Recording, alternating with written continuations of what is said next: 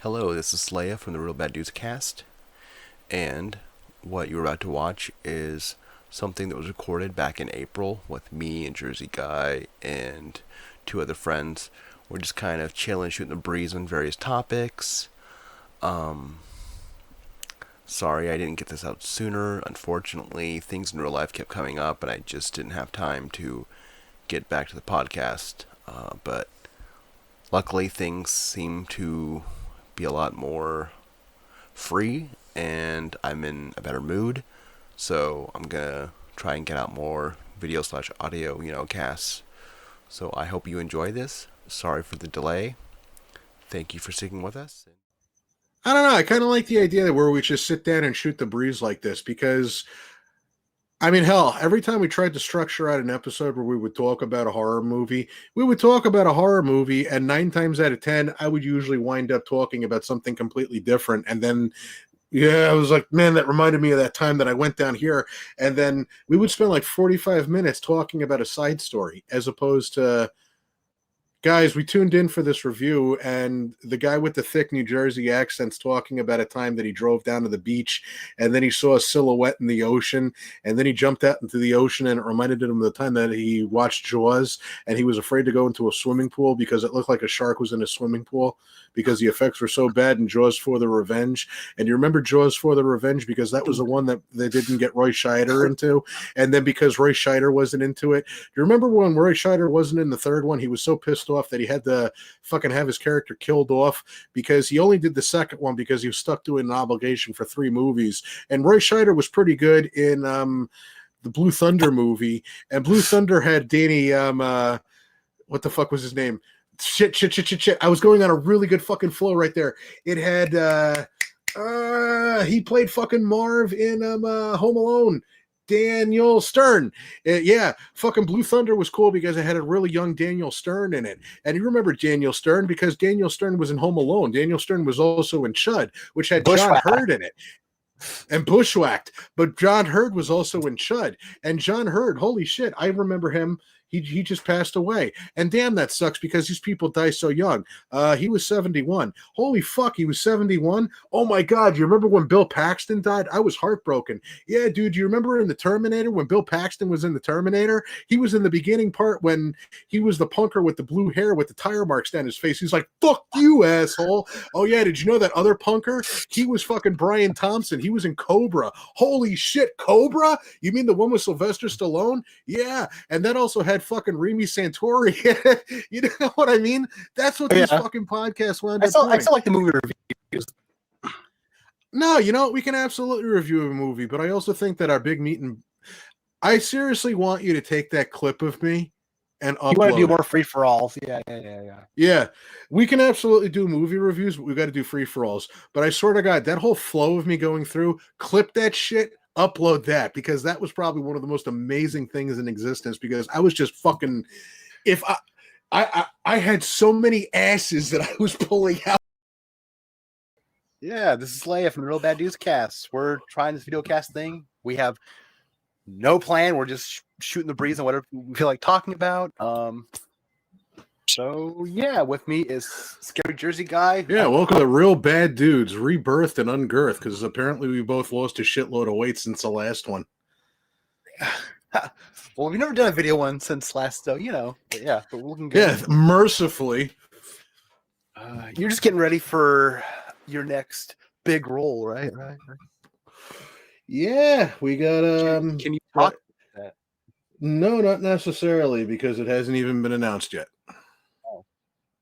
Something cool coming soon.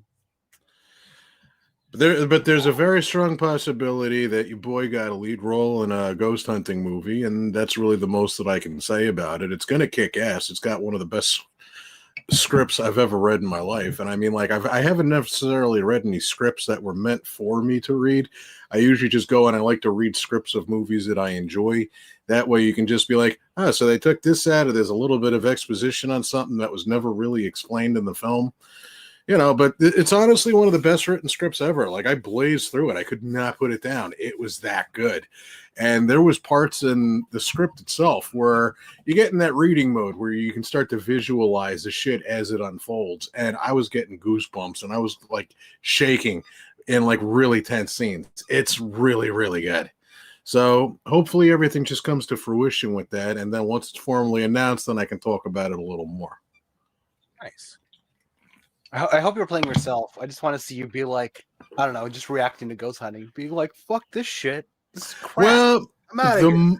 The most that I could say about it is, and I don't think Jeremy would kill me for necessarily saying this, but the role that I was cast for, it was he basically wrote it as me. I mean, the character's last name is my own. How are you doing? What have you been up to? Just hanging in there, kind of getting my life together, surviving this wonderful, not wonderful time we're in. Yeah, this has been an interesting centennial pandemic. Oh yeah. Well, I finally got my first COVID shot yesterday. Yeah, I got mine. I want to say a week and a half ago. My cell phone reception didn't get better though. Disappointed. Oh, that fucking nonsense. Yeah, they're all out to get you, folks. Believe me, they're all out to get you, but guess what? They've already got you. You see, that was the programming right there. It was like in Metal Gear, where if I want to talk about the Lolly Lule Low.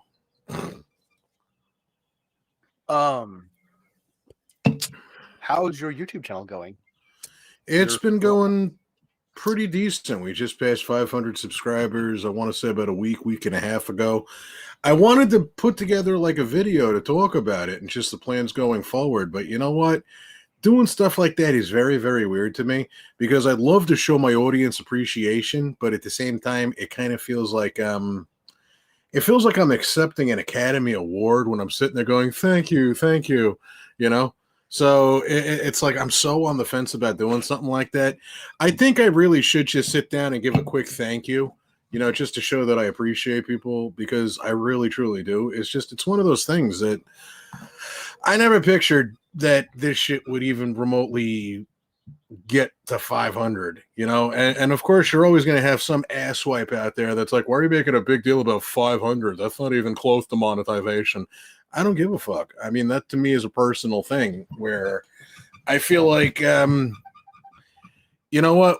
I achieved something and I accomplished something through hard work, and I have a goddamn right to be proud of it. And it's been an interesting and unique experience. What was it?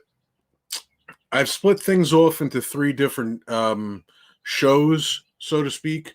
We got Fatal Vision Mondays, and then we have Random Vania, which works out perfectly because I can drop it on a random day. It can be a random Castlevania game. It can be a randomizer of Castlevania, or do a ROM hack of it. It's just totally random, And then we got Fatal Vision Fridays, which is typically a ROM hack review. But I mean, the Mondays, that's just for horror stuff. But I have to call it spooky stuff because apparently YouTube shadow bans the word horror. Can you believe that shit? That's weird. Of course, it kind of, what was that thing where like Shudder wouldn't allow the word mutant fan to be used? They didn't allow it, or they did? Didn't. Like Darcy had like make an apology, like say something like, because it might offend people, I guess. I don't know. By saying mutant family. Yeah. It was a while Wow. back. You know what? That's the sad thing about Shudder is that every time I find something cool to like about Shudder, something happens, and I'm literally shuddering. Well, we got Creep Show and Last Drive. There's a few cool movies too. But, yeah, they just put The Stepfather on there. Right. I think Shudder's like, it feels like the only real kind of horror network doing stuff, at least. The only one that's actually doing established shit, because every other horror thing that I see, like, I'm like, oh shit, I'll check this out. I wind up going into it, and it's like, I like B horror movies. Don't get me wrong. I like low budget movies, but this shit is just like worse than that. This isn't like B horror. This is like fucking somewhere in between the realm of U and V horror. It's just really bad stuff. I mean, this is stuff that Trauma, like Lloyd Kaufman, would look at it and be like, Roger Corman would turn it down. So it's just, Shudder seems to be the only one that's actually put out stuff that I like. And, we got The Last Drive-In with Joe Bob. That right there is your main selling point. And Creepshow, I just started watching season 2 of that. And so far, Greg Nicotero is still knocking it out the park. I like the, what was it, Public Access of the Dead episode. That was really fun. Yeah, that was hilarious. And then I see Ted Raimi in there. Yeah, playing himself. Pretty much. A weird fictitious version in the 70s, at least. Yeah, then you had the Bob Ross guy. Yeah, in the Lamb Chops spoof. Oh, with the Psycho lady? Yeah. Yeah.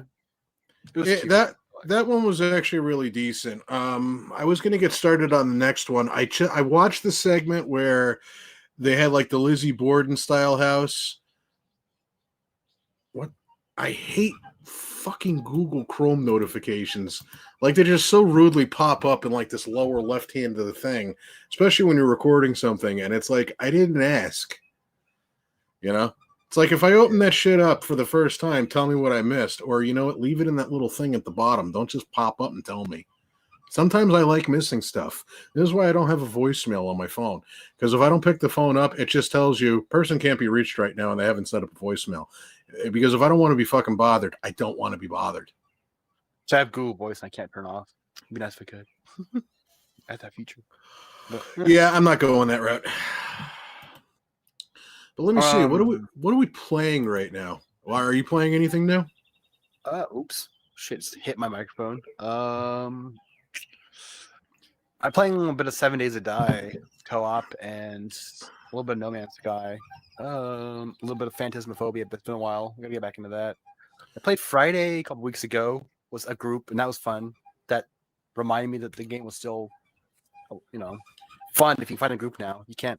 The public lobbies are kind of meh. Yeah, but that's how you meet like new groups of people. Really? There's hack lobbies where they add like 20 people and 4 Jasons. Oh, for fuck's sake! Annoying.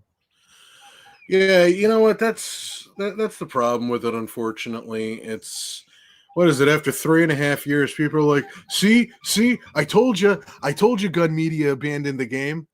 The game's been out for 3.5 years. Shut up. I was gonna resurrect TGIF 13, and then I dipped my toe into the water with the game, and I'm like, you know what? It doesn't feel the same. You've got people that are like beyond seasoned with it. Where it's like I'm still I have to relearn where stuff is, which I love because like it's very rare that you get like that feeling in a game where there's like that moment where am I going and I'm still learning locations, you're looking for landmarks and things like that. You get that feeling of exploration. But after you've played it 1.5 billion times now, like even when you're running through the woods, you still know where you're going. So I kind of got that feeling back again where I was like, oh shit, where am I going? But then when you're playing against people that have watched enough tutorial videos on how to outsmart Jason and how to always survive, you're never going to get that back. You're never going to get people making mistakes, which is half the fun. And most of the glitches, you're just never going to be able to recreate them. But I did look through an old external hard drive because right now my hard drive is just getting filled with shit. Because like I've been doing a lot of marathon playthroughs on the channel lately. Like I have to go back and redo At Dead of the Night. I think that's what you call it, At Dead of the Night. The FMV horror game. I sat through, I got about 4 hours of that done. And then when I went to go line everything up on the timeline so I can start splicing it down and cleaning it up and getting it within something normal, there's no audio in the game audio whatsoever. I can hear myself when something scares the shit out of me. I'm like, oh, like that, but there's no game audio whatsoever. And it wasn't anything that I did wrong. It wasn't like, oh, well, you didn't set this up. I even got in contact with the developer, and the developer's like, listen, there's something really fucked up with this because of the way that this is like uniquely set up. So I have done like a ton of workarounds for the last hour and a half. And now it's finally recording stuff. And I guess I'm just going to have to record it all through OBS instead of the normal methods. But I got to replay that again. But the whole point of me even bringing that up is it's just between that and then what did I do the week before? Visage. Did Visage. That was about 4-hour playthrough of that. Took up about 50, 60 gigabytes of memory. So it's like, all right, the Visage stuff I got rid of because it's already been cut. It's already been thrown up on the channel. But this At Dead of Night stuff, I don't know. I hate it when people pretend to be scared. That's the most annoying thing ever. So it's just like, I don't know if I'll ever get those genuine I don't know if I'll ever get those genuine reactions again. So I'm still going to keep the footage, but I plugged in an external hard drive that I have. So I just threw all the footage over there. So it's like a little less cluttered on the hard drive itself on the laptop. So I'm looking through and there's like a file called GP. I'm like, GP, what the fuck is that? Open it up. It's gameplay footage. So there's a bunch of old shit that I recorded on Friday the 13th. So I might as well just sit down, look through it, find some screwy moments and put out a piecemeal episode here and there. Yeah, I have a hard drive I need to get a new component for. I think the power component died, but it's got some episodes that are on it. Lost. Yeah. I was just going to say, is this some of the stuff that we sat down and talked about forever and then we waited like, okay, so when's the new episode dropping? Guys, I'm fixing this hard drive. Fuck off. 3 other months goes by. People are asking for this episode. I mean, this is good, right? Fucking hard drive. And then like 2 more months goes by. It's dead. So if you have a backup set up, make sure it's still working. Mm-hmm. Have a backup to your backup. Let's see. Movies, I guess we talk about. I We watched can talk movies. I don't know if you've seen it yet. It was Necrotronic. It was one that Tom Sullivan recommended when we did the Evil Dead review. It's where they're like uploading demons to the internet, and there's this guy who's like the chosen one, and they have to like figure out how to shut it down. It's pretty much Ghostbusters meets Evil Dead meets Doom. It was actually really good, like really fun. I would highly recommend it. It's on Shudder, but yeah. I mean, the script was great. It was witty. See, I hear Necro and I think of Necromantic, and then I'd never want to fucking watch that movie again. Let's not discuss that. Our connection just took a biggest dump ever. But yeah, every time I hear Necro something in a movie, I'm like, God, not Necromantic. But what have I been watching lately? You know what? I'm not even going to bother bringing it up because I know that it'll make the internet just crash out even harder. But I've been going on a huge Japanese horror binge. Like I watched Penance, which is an excellent series. It's like a 5-part series on Prime. And it's not so much of...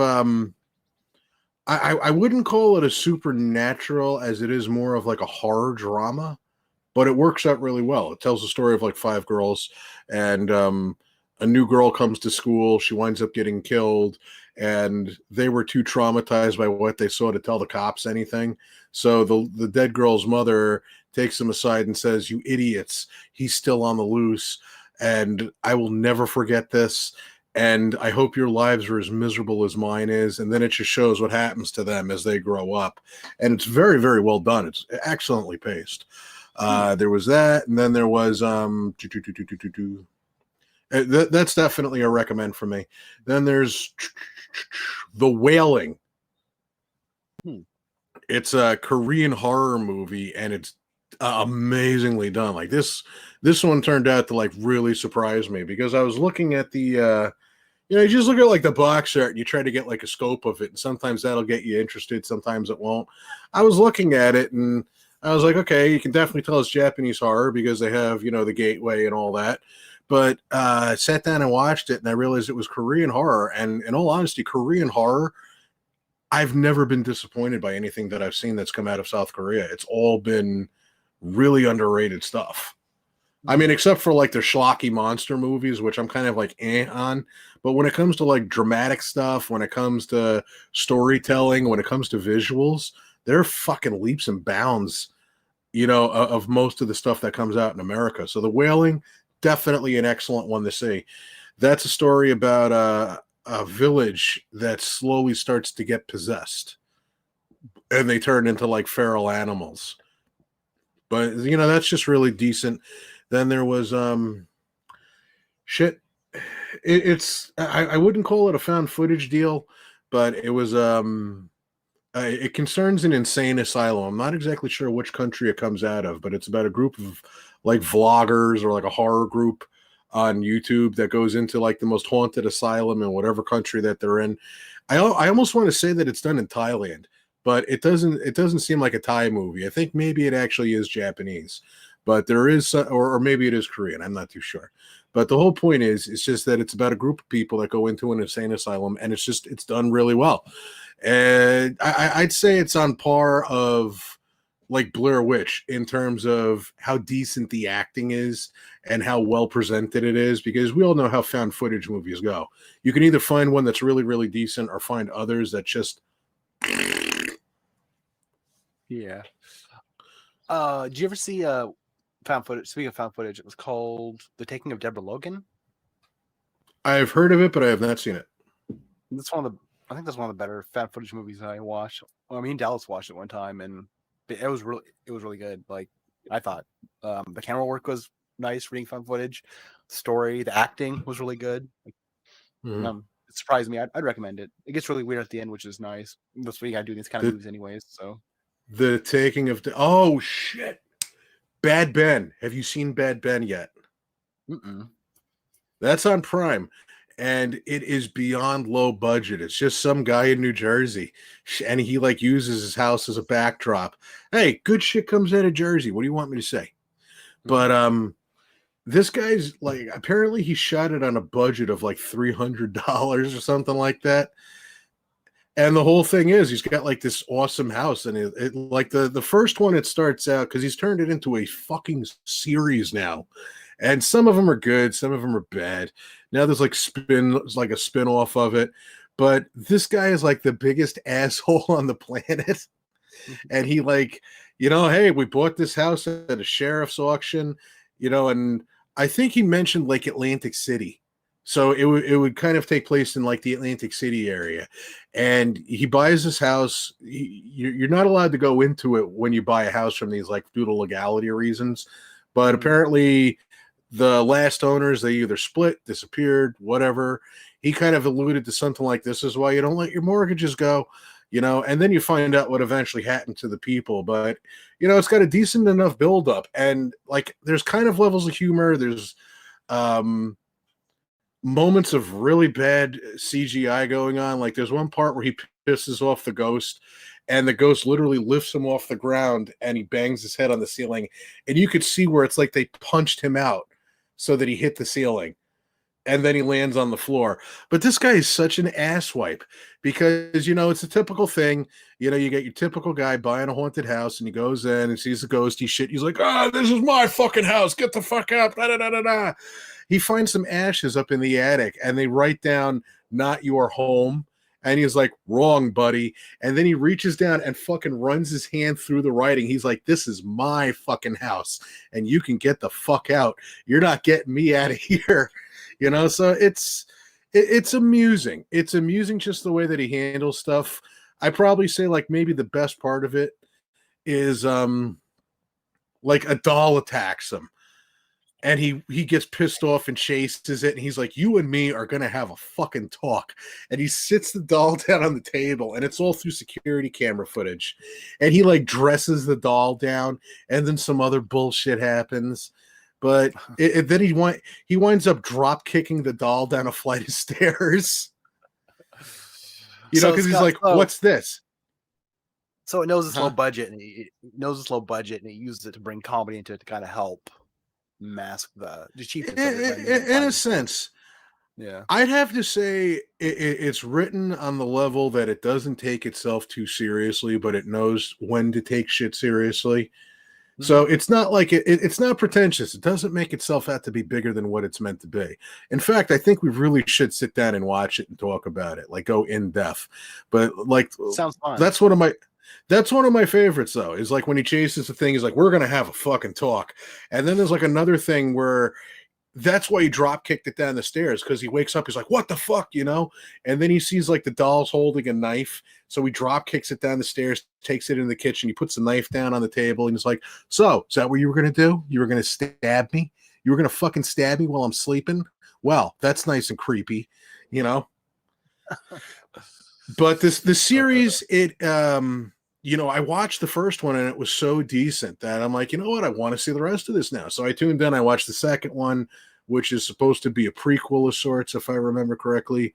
Yeah, it's supposed to be a prequel, and it's like, it really wasn't as interesting as any of the other stuff. And then the third one, a bunch of Paranormal Activity people break into the house to try to, like, you know, get the story on all the shit that happened, and they wind up bringing him back, and he's like, I'm not fucking going in there.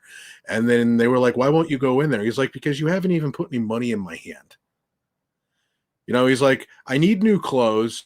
You know, give me a check and then I'll go in there. So he's just like a greedy asshole, because he's even talking about shit like, he's like, well, you know, it's one thing if there's a murder there because you can cover that up. But having a haunted house, that definitely affects the resale value, because his whole goal isn't to buy the house to live in it. It's to buy it, fix it up, flip it, you know? So he's like, how the hell am I going to flip this? You know? So you got the Paranormal Activity crew breaking in there. They bribe them to go in there. Then they have their shit show. There was a couple more I still haven't seen, but probably one of the best ones, because they're exploring this notion that it takes place on parallel universes. So that way you can just take continuity and just go, woo, throw it right out the window, you know? But there's one where he's a paranormal investigator and he gets hired to go back to the house because the owner, you know, finds that there's demons, and now he's a parapsychologist, so they bring him in, and he's like, I can't believe I'm doing this shit again. He's like, you know what, it's a good thing that her check cleared and all this. So he deduces how many things are haunting the house. So it's just, it keeps going, but it's done really well. It's a passion project, and I enjoyed it. So Bad Ben, definitely check that one out. We definitely got to at least watch the first one and talk about it. Yeah. Did you watch Willy's Wonderland? I've heard of it. No. So Willy's it's sort of Wonderland? yeah, it's sort of based off, you know, Five Nights at Freddy's. And Nicolas Cage plays the janitor, and his car breaks down, and he has to stay at Willy's Wonderland for the night. And you know, the animatronics are coming to life, and he kicks the living shit out of all of them. Like it's like, is this like one of those things? It's Doom Guy. It's like if Doom Guy was in Five Nights at Freddy's. It's pretty much what it is. And Cage doesn't have one word of dialogue. He's a silent protagonist. It was. So this is just fun. one of those things where like So this is just one of those things where Nicolas Cage is in the movie because the internet is in love with Nick Cage going. Pretty much. I don't know. I'm not much on memes. Well, are they memes or memes? Memes. I'm not much on memes. Yeah, that's like in Final Fantasy where it's like, is it Gil or Jill? I call it Gil. It's the second time they've done a movie based off the Five Nights property. They also did the Banana Splits movie, which is based off of was it 60s Hanna-Barbera children's cartoon? And they decided to make a horror version of it where they're animatronics that get faulty programming. I gotta look this up. What is it called? They did, you know, Five Nights at Freddy's, the game, and then this company was going to make a movie, but then Blumhouse bought the rights. So you're like, what do we have? Well, we have this children's cartoon from the 60s. Let's make a horror version of it. So they did. And then I guess later on, someone brought a script to Nicolas Cage and was like, would you like to do a version of this? And, you know. So yeah, we have two movies based off of animatronics. I don't know who any of these fucking people are. Banana Splits. A maniac dressed in a dog costume wreaks bloody havoc during the taping of a popular children. I've never heard of this Banana Splits movie. No, they're animatronics. It's like the Itchy and Scratchy episode where Itchy and Scratchy, you know, the animatronics are attacking, sort of like that. Mm-hmm. I do. Yeah, when they go to Itchy and Scratchy Land and they figure out how to. I did enjoy how twisted the Banana Splits movie was, because you see like the whole children setup. Like there's a game show part where they got to go through slime and these obstacles and stuff. Later on, they do a horror version of that, where like this one woman has a broken like bone and stuff, and she's like slipping in the slime, making it worse and stuff because they're making them go through it.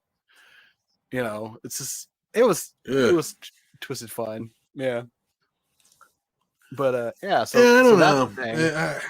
the thing. I'm weird about shit like that. Like it's so weird because like I'm not so much of a cinemaphile where it's like I'll watch a low budget movie and get into it, but when it looks like shit, like if the effects are done in fucking Photoshop, I'm like just like a step above Birdemic. I just can't do it. I can't sit through it. I'll look at it and be like, this is fucking shit. Like I'd rather watch my kids put on a fucking sock puppet performance. What about big budget stuff? Did you watch Godzilla versus Kong? Of course, me and my youngest watched it. Yeah, I thought it was pretty good. I thought it was well done. The fight scenes were pretty good. The problem is, it's just that there needs to be some type of a human drama in a Godzilla movie or a King Kong movie or any type of kaiju movie. But the thing is, you can't give that much of a shit about the humans, because what do you go to watch the movie for? Do you want to find out if you know, Jenny and Billy like reunite with each other? Do they find the spark in their romance again through all this conflict? No, you just want to watch the fucking things fight. So it was an interesting enough story, but it's just typical for any type of kaiju movie for me, where I don't care about the human drama. I don't at all, you know? And it's like, well, yeah, there's this evil corporate overlord who's trying to build Mechagodzilla because he thinks he's protecting the world, but he doesn't realize that he has absolutely no control over it. I'd have to say, unfortunately, though, that probably my biggest gripe about it is that it's yet to be another Versus movie that does not have the balls to just have a definitive winner. So I agree with you 100%. I said the exact same thing. I was hoping that Godzilla was like gonna like curve stomp King Kong and be the victor, because he is the king of the monsters. And so they teamed up and they killed Mecha Godzilla. But that was fine too. It was still a fun movie. You know, it could have been. I look at it. It could have been terrible. At least it was fun. And Yeah, like goddamn, those fight scenes were awesome. Like, you know, no shaky blurry cam or. Yeah, I didn't walk away from the movie. Yeah. Yeah, he's a good director. He's the same guy that directed VHS. But it's like, you call it Versus. I want Versus. I think it's Adam Winger. No, you got to have the balls to at least have some type of a definitive end to it. Like, have the nerve, like even just to piss people off. Man, fucking King Kong, why did he win? You know? Well, I mean, because it just felt like one of the most uneven fights that I've ever seen in my life, because how many times did Godzilla kick the living shit out of King Kong? And I mean, it's also a really uneven fight in the grand scheme of things, because you've got Godzilla with atomic breath. He's got a massive tail that he could smack you over the head with. We saw how good he moved in the water. And then we've got King Kong, who's just really strong and a gorilla. I mean, at the very least, he didn't drop like a 50-foot turd and fucking throw it at like Kong and it blinded his eyes or some shit like that. It was just, it's a tough matchup. It really is. I mean, we all know how the original came about, because originally it was going to be Godzilla versus Frankenstein's monster, and they were going to go ahead and keep doing shit where it was like Frankenstein would create these monsters to fight King Kong, which, what are you going to do? Yeah. But they wound up fudging all that, and then they threw in King Kong, who was somehow powered by lightning. You know, I think to me that's where it just kind of loses the whole luster, because it's such an uneven fight.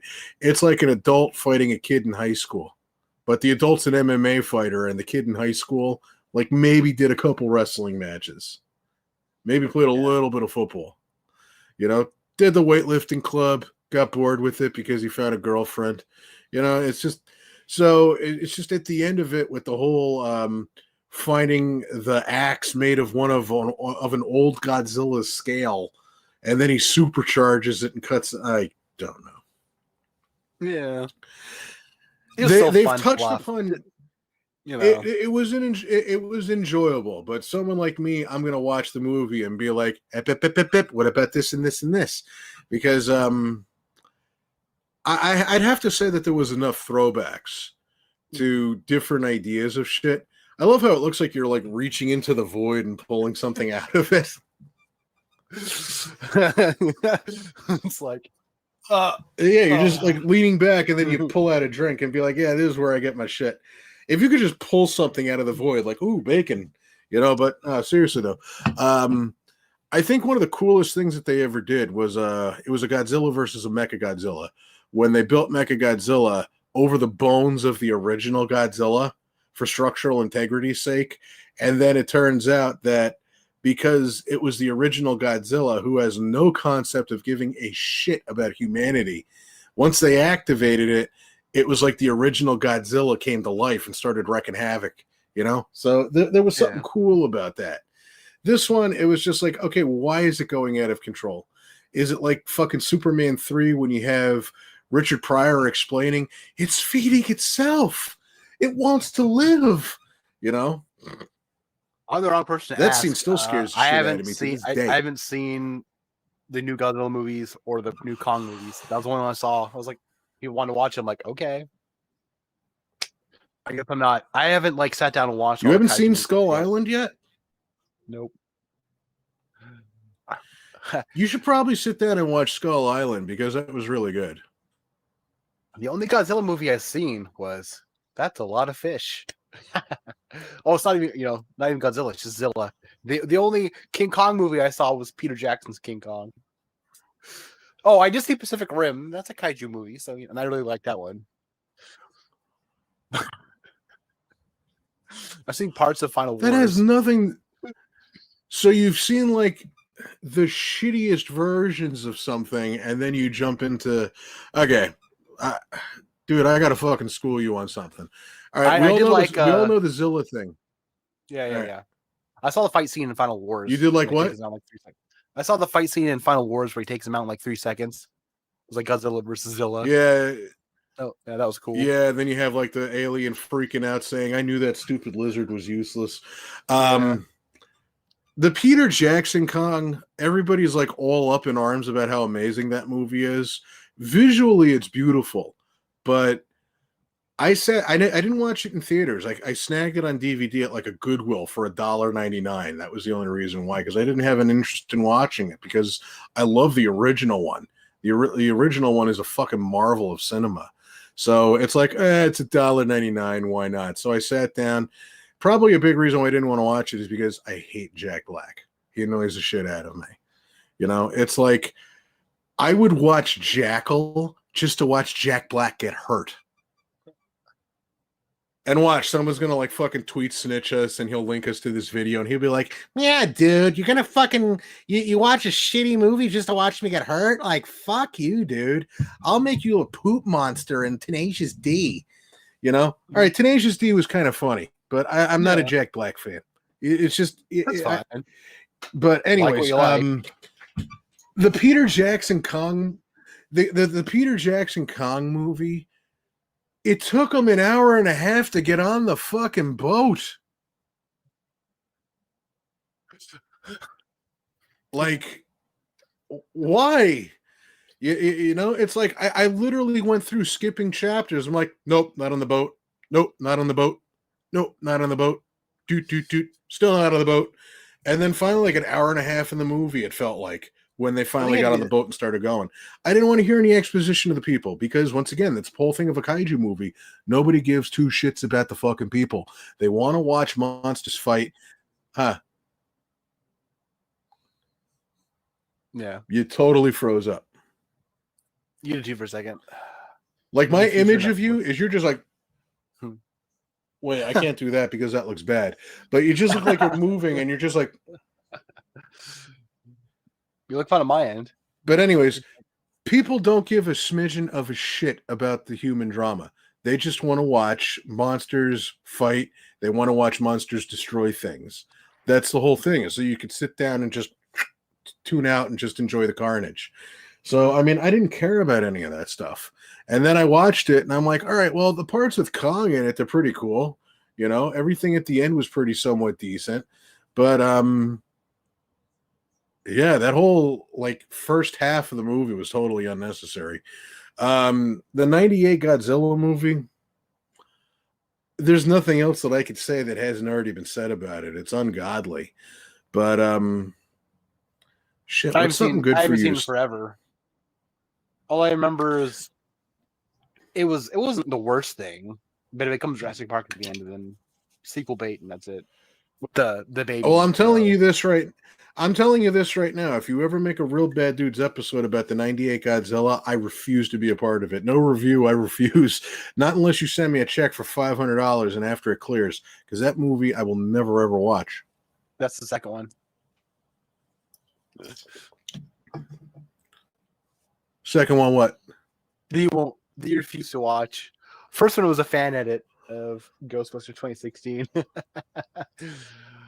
But I ain't no hurry for that. Oh yeah, there's that I won't watch either. Yeah. I will never watch that.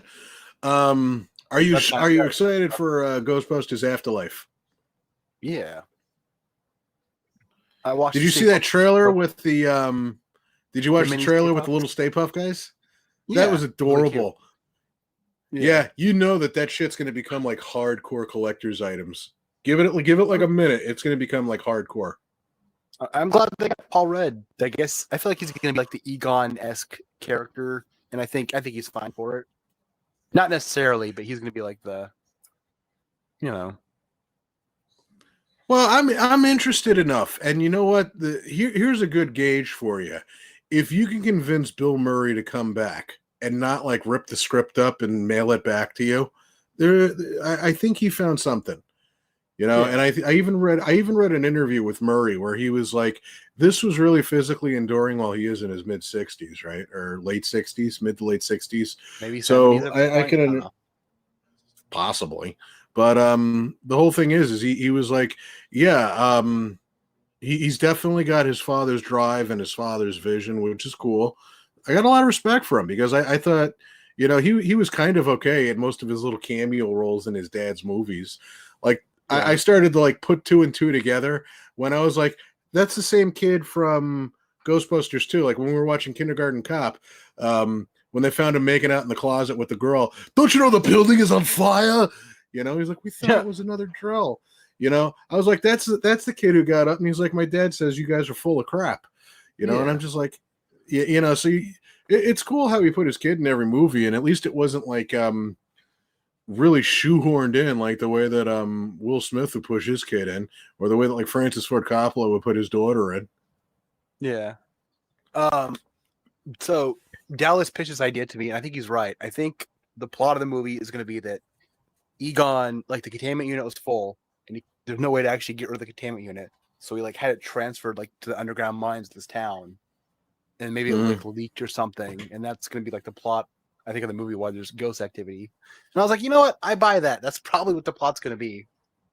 Yeah, you know what? That's actually kind of on par with what I was thinking as well. Like I looked at the farm, and my first knee-jerk reaction was when Ray was walking outside of the bank, and he's like, my parents left me that house. I was born there. So I'm thinking that was Ray's farm, you know? And then they just started using it as like a paranormal dumping ground by putting everything in the mines where nobody would find it. And it's like nuclear waste. You know, after a while, it starts to seep out. Yeah. You know, so that's kind of the same thing that I'm banking on as well. I mean, the 2016 Ghostbusters, the reason why it's just flat out rejected, aside from the fact that they spent the entire development time saying this has nothing to do with Ghostbusters, this is its own movie, but they spent every single fucking waking moment that they could. Hey guys, psst, this is a Ghostbusters movie. We know. Yeah. We see the title, we see the uniforms, we see the proton packs. You know, I don't doubt for a minute that they tried some really creative endeavors with it, and they tried doing like, you know, the new stuff that they tried putting into. I don't doubt that they worked really hard on it to come up with something that people would like. But my two big problems with it was one, yeah, they had to remind you at every waking second that this is our own project, you know, and then, hey, listen, do you remember this part?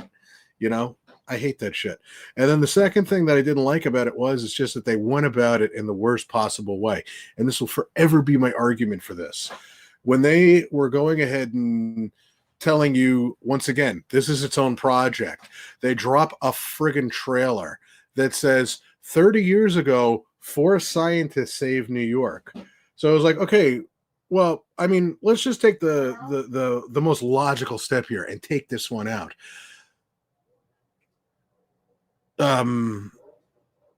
For one, it wasn't 4 scientists that saved New York, because you had Egon, Ray, and Peter. They were scientists. And then when you had Winston, who was an if I remember correctly, he was in the Marines. He worked with explosive ordnance. He wasn't a scientist. He had nothing to do with science. That's why whenever there's any type of a ghost investigation thing going on, even in the second one, you don't see Winston really doing much. Right. Like he's not walking around doing sciencey shit. He's the one that kind of brings the rest of them back down. I mean, you got Venkman, who's the most grounded out of all of them, but he's the one that would like take Ray aside and be like, "Hey," you know. So my problem is they did not know when to cut the damn jokes. You do a joke, okay, that's kind of funny. Then it'll go on. Okay, go on. No, please stop. Cut the goddamn gag. Like, I don't know. You have to, even if you're improvising, you have to know when to cut it. You don't just have it go on and on until it's like, you know, like, yeah. Otherwise, it's just I didn't even want to watch it. Yeah. It's because it didn't even have that basic common sense. So it's just like it's its own movie, but once again, it's telling you, well, hey, this is a sequel or a reimagining, and then that are still with us. And then you have the whole aspect cameos. Of they got something blatantly wrong. Yeah, they got the cameos in and didn't want to acknowledge them. Different characters. It's just it was very, very. It was just very, very weird to me. But you know what? I could almost overlook all that bullshit if they had done the intro right. If they had done the intro right, I would have almost been able to overlook all that other crap. But it's just, it showed to me that they didn't really give enough of a shit. You can go ahead and say that you're the biggest fan of something. And this is something that I'm always bitching about. Whenever, like when Cyberpunk was first released, how many channels were popping up saying, oh yeah, I'm a big Cyberpunk genre fan. Yeah, that's why on your channel, like history, you've never released a video talking about anything Cyberpunk related. Nothing about Deus Ex, nothing about Shadowrun, nothing about like playing the old tabletop games, never talking about Blade Runner or any sort of Cyberpunk culture whatsoever. Fucking zero. And then all of a sudden, Cyberpunk, you find out that it's a hot property. So, oh yeah, I've been a fan all my entire life. It's my favorite franchise. Like, I used to play those games all the time when I was a kid. This is the first video game that they're releasing for the thing.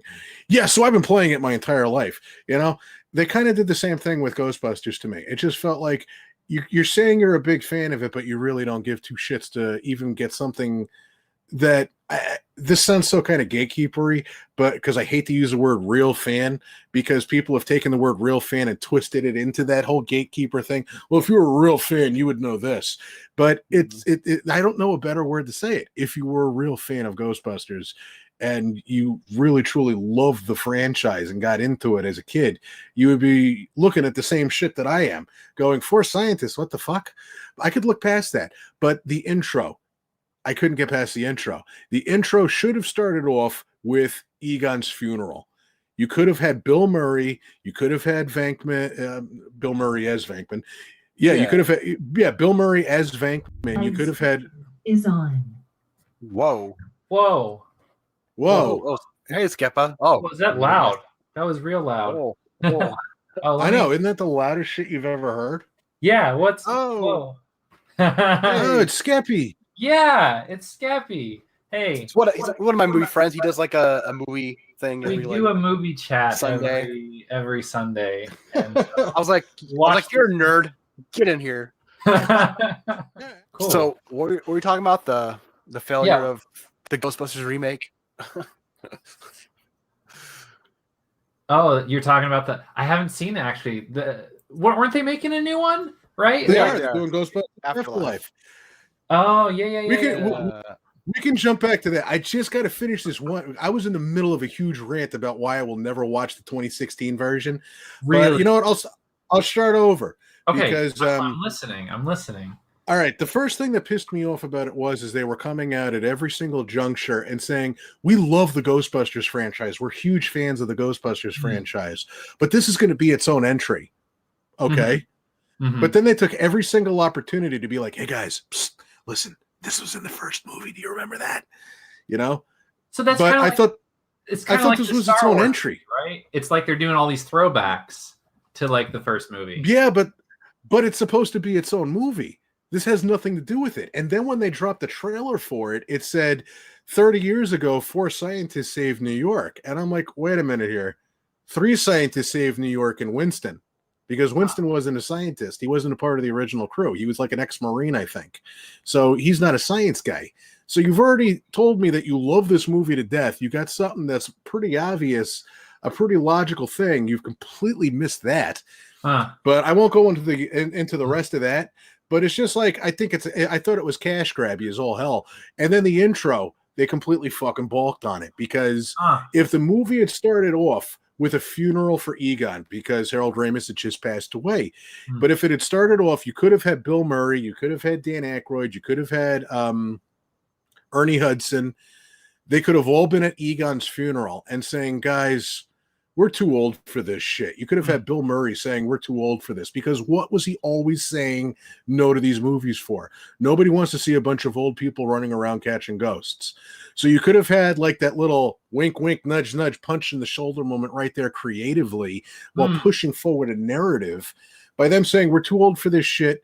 Let's just franchise out, you know, the company and then have the new characters buy the franchise.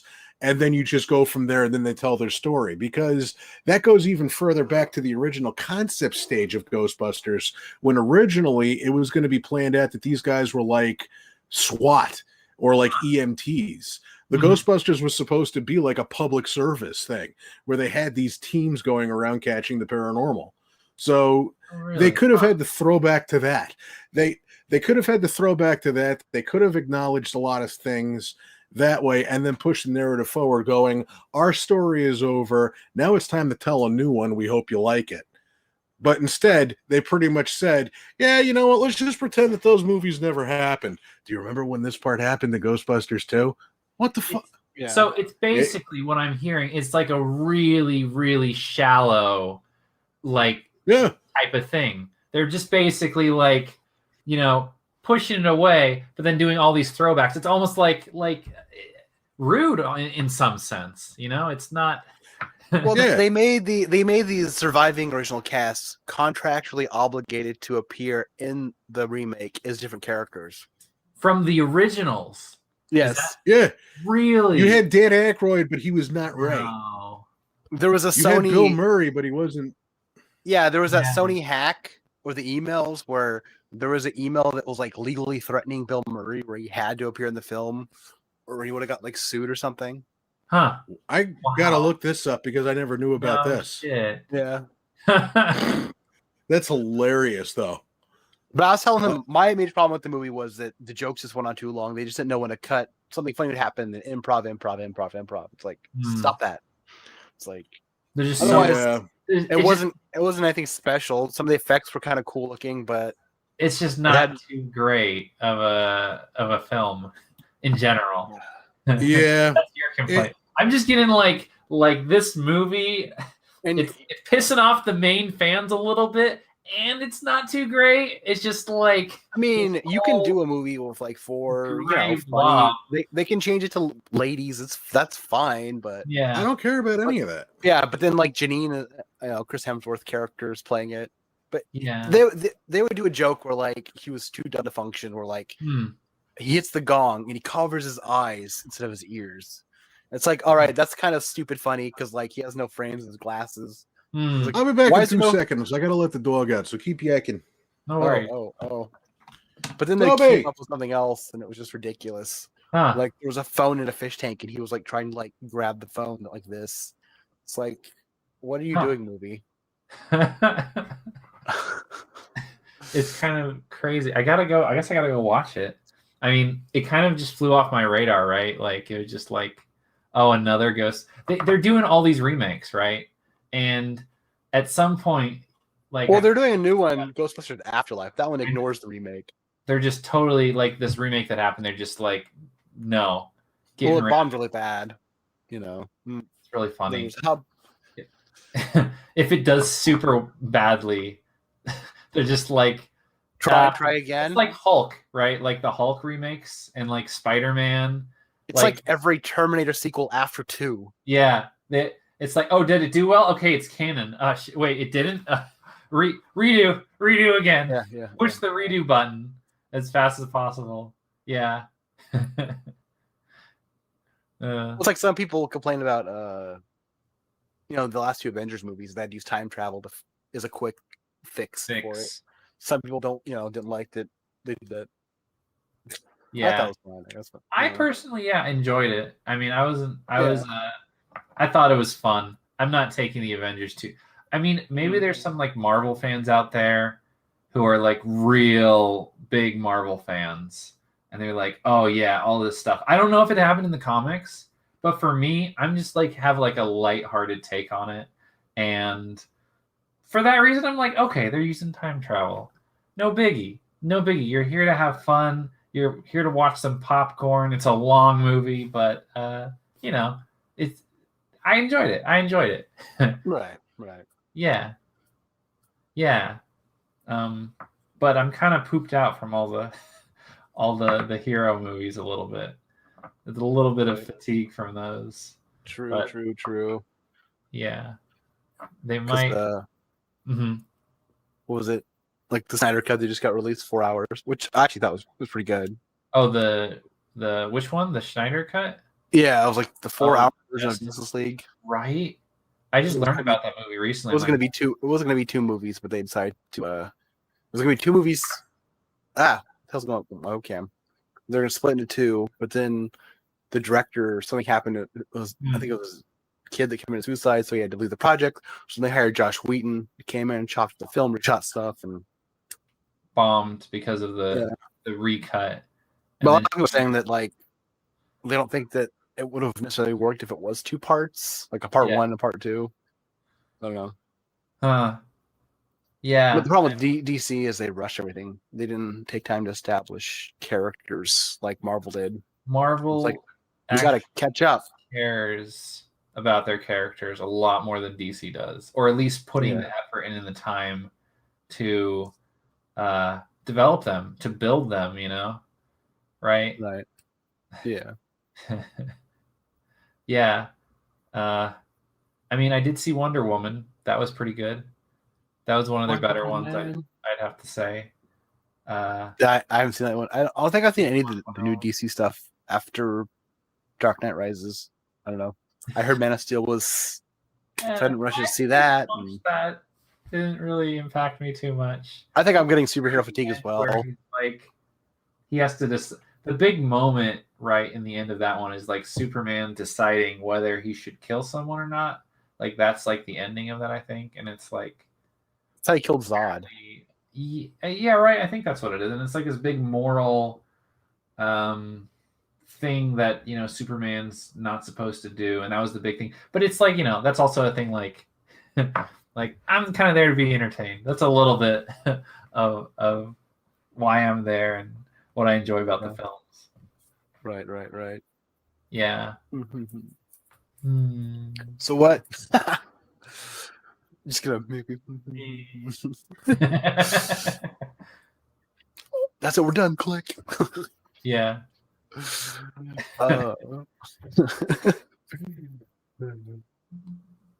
Have you watched anything else lately that's interesting? Watching terrible films? Well, or good. It could be a TV show too, or something. I don't know. Thing that I've seen recently. You know what we did watch, which was kind of crazy? What was it called? I think Fritz the Cat.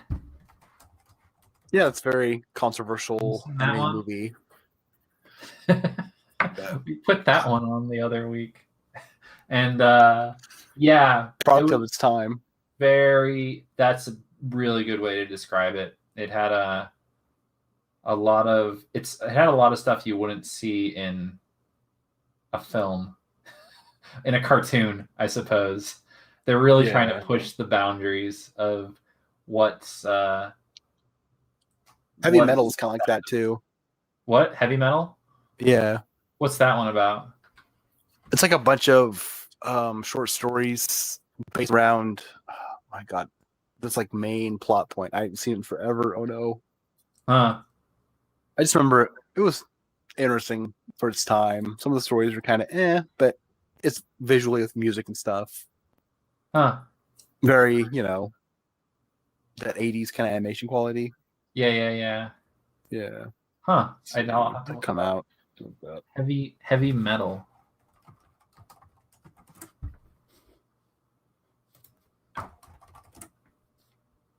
'81.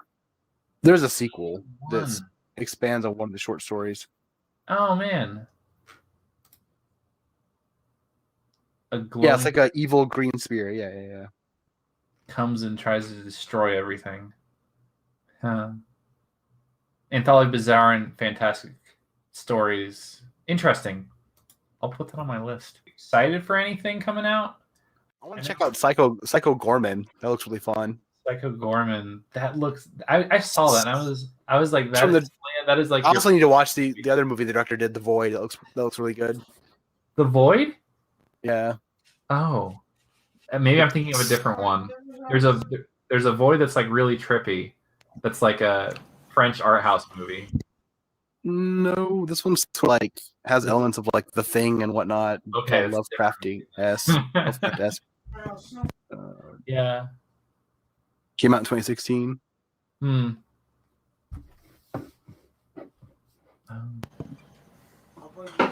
Welcome back. Yeah. Hello. Give me 1 second. Okay, so I walked in on The Void. I think I've heard of The Void. Yeah, I know the director did Psycho Gorman. I don't know if you've heard of that movie yet. It's like this little girl finds this like medallion thing in the ground, and it belongs to this demon. As long as she has it, the demon has to do whatever she says. So it's kind of this weird, goofy, trippy, heavy metal-esque, A lot of homage to, almost like, Power Ranger, Guyver-looking kind of movie. But it's like batshit insane. Looks like a lot of fun. Oh Jesus! I hear Psycho Gorman, and I think of Gorman from Aliens, and he's gone psycho. No, it's funny because they call him PG for short, but the movie's like definitely a. It's like the homage to these like old like 80s ish around that era. Yeah. Have you seen Tetsuo the Iron Man? Maybe I don't know. You haven't heard of Tetsuo the Iron Man? That's one of the weirdest movies you will ever see. It's a Japanese movie, right? There's like the metal. Yeah. Yeah. No. I've heard of that. I have not watched it. It's a Japanese black and white flick. I think it's on Shudder. Joe Bob Briggs watched it. They did it for the last drive-in. Huh. All right. And it was one of those things where it's a little more art than it's considered gory horror, and it is all in black and white. And fuck, how do I go about saying this without getting canceled? For movies from that area, for that time period, in that subgenre of that gateway to that dimension, it has a lot of weird, fucked up shit. It's really out there, and you're not gonna enjoy watching it. At least from what I was getting out of that. Like, okay, I love how Slaya's arm is just disappearing. Let me explain where I heard about this movie. We were watching Akira probably a couple of weeks ago. I love Akira. Amazing movie, really influential. And I'm more of a ninja. I don't want to cut you off, but I'm more of a Ninja Scroll guy. That to me is my top tier animated movie. That one. You haven't heard of Ninja Scroll? No. What? What? Oh, you gotta watch Ninja Scroll, This is dude. something I gotta put on my list too. Oh my gosh. All right, no. If you're an anime guy, you see the thing is I grew up watching anime, but the thing is I dipped out of anime forever because anime got too big for me, I suppose. It's one of those things where it's like you grew up and you knew Sailor Moon was, you didn't really watch it. I watch it now because it's kick-ass, but you knew it, you knew this, you knew that, you knew this, you knew that. And then it got to a point where anime got really popular in America. And then people started watching shit that you had no clue about that became mega popular. And then you go up to a group of people that is like, oh, hi, I like anime. Hey, I like anime too. And it's like, really? So what's your favorite AMV? What? Well, like my favorite movie is Ninja Scroll. Oh, you really got to check out Gitsu Jori Ginsu Hayasama, like X Bahamut Zero. Oh my gosh! And you're like, what the fuck is that? Staring at them like, what? Yeah, what are you talking about? It's just the things that are ultra popular have it's obscure to you when you grew up watching the whole thing when it was obscure. It's kind of like if we were going to put it in, like, say, a horror context, if you're not an anime person, like whoever's watching this mishmash of discussion here, in a horror context, it's almost like you were a big horror fan and you grew up watching, like, oh shit, man, I remember when I Spit on Your Grave was like the goriest thing ever. And then everybody's like, yeah, man, I like fucking Saw. Saw is brutal. Why? What's brutal about Saw? Well, he cut his fucking leg off, and well, in I Spit on Your Grave, they cut his dick off with a propeller after he donkey punched a girl over a rock. That was pretty fucking brutal. It was like, ugh. You know, so it's just kind of like, all right, you know what? I don't get your shit, you know. But yeah, like the old school shit. I grew up on like Vampire Hunter D. That's still to me one of the best like animated movies ever. If you haven't seen that, that's definitely another watch too, of the two Vampire Hunter D movies. But Ninja Scroll, dude, yeah, watch that shit. But into Akira. Vampire Hunter D. Yeah. I'll have to look into those. I mean, I wouldn't say I'm super big into. I've seen a lot of the classics, Akira, you know, Neon Genesis, Evangelion, all that type of stuff. Some of the big ones. Death Note was my first one. I didn't watch that too. Yeah, Kitsune is starting to get me back into anime, and she's had me watching Fairy Tail, which is amazing. I fucking love Fairy Tail. And then there's Hellsing, which is another fantastic one. I don't know what's your opinion on Avatar? I'm a loudmouth from New Jersey, and I have ADD. No worries at all. I am watching Avatar movie. Avatar, the Last Airbender, the original series. Oh wait, the Last Airbender, you mean? Yeah. And I know there's this huge debate over people discussing if it's actually anime or not, and that's like something that I've seen kind of people talking about, and I've just been interested in what people's opinions of that is. I don't know. Yeah, that's a rough one. Yeah, there's let me turn this off, and maybe we might actually have a much better connection. Yeah, everyone's kind of chopping up a little bit. Also, hello, Mr. Swift. Yeah, we just killed off all of our cameras. Oh no. Maybe I'll do that too. That might help. All right, I'm gonna exit out, and then I'm gonna rejoin, and maybe I'll have a little bit of a better connection. This is still better than what we had with Discord. Okay. Alrighty then. Am I coming through all right? Yeah. Yeah. How's it going? Good. Hey, pretty good.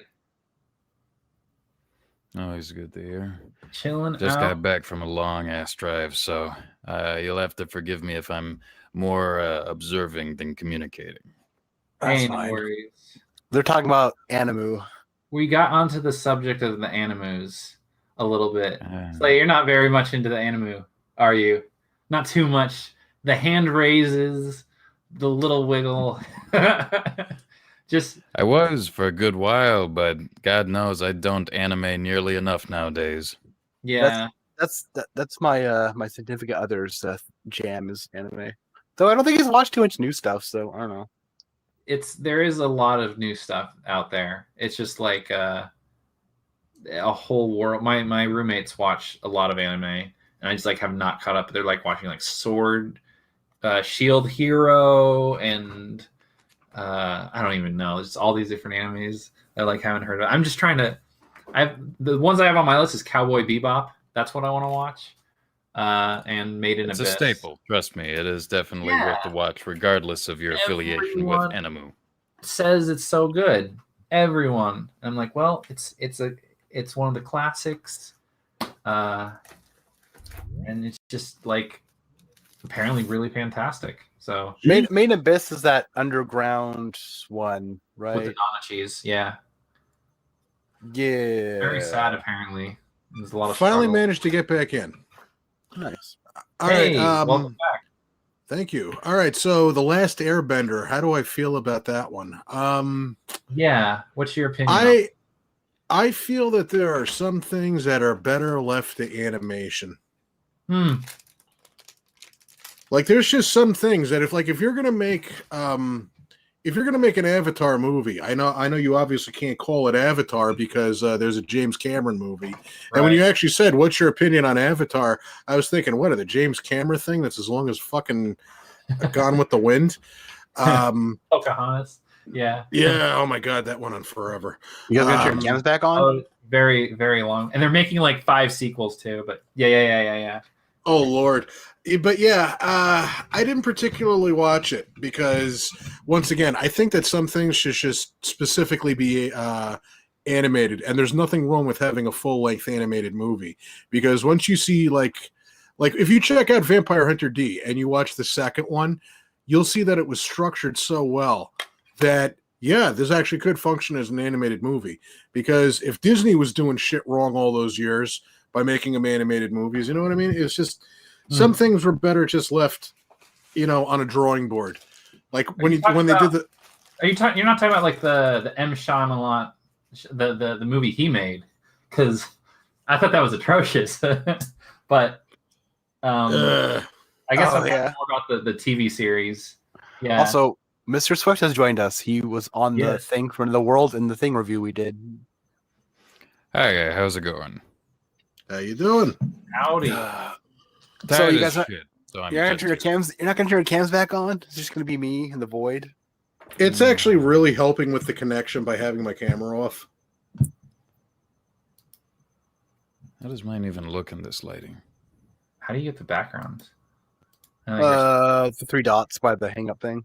Oh, love the Atari. Love the Atari shirt. oh my gosh! Oh, I am digging the Atari shirt. I've never seen your face. That's so funny. But you gotta show off your collection of old computers and consoles sometime. Yeah, there we go. You might get a chance in we VRC. got at least 2 people rocking I'm gamer shirts. experimenting with some things. Speaker settings. Oh, I don't even have The groovy shirt. the background. Actually, I should probably just flip my camera so it actually says it right. Like it matters. Yeah, though. it says Groovy, and it's a knockoff of Doom. Yep, which is fine. What? That's not what I meant to do. Shit. What? Just breaking everything right now. There we go. That was proper. I mean, who wouldn't want to see Ash in Doom? I can't select the background because it's Firefox. That's why. Oh. It's the same thing. Anyway, totally. Yeah, I'm using Chromie. What's the most Fatal Vision? I'm guessing you're also a huge horror fan, right? Like Absolutely. Too. Like it's your shit. You've watched every movie out there. I gotta know Go ahead. Go ahead. Not exactly every single one, but I'd have to say that I'm pretty up there. Like action. Very well acquainted. And yes. From my understanding, Slaya is real big into these more silly type movies or campy a little bit. Like depends on the mood. But that's the horror genre. It's very flexible. You get a lot of it in there. Yeah. I was going to ask what your opinion was on this. Probably the most recent horror movie I've watched is Midsommar.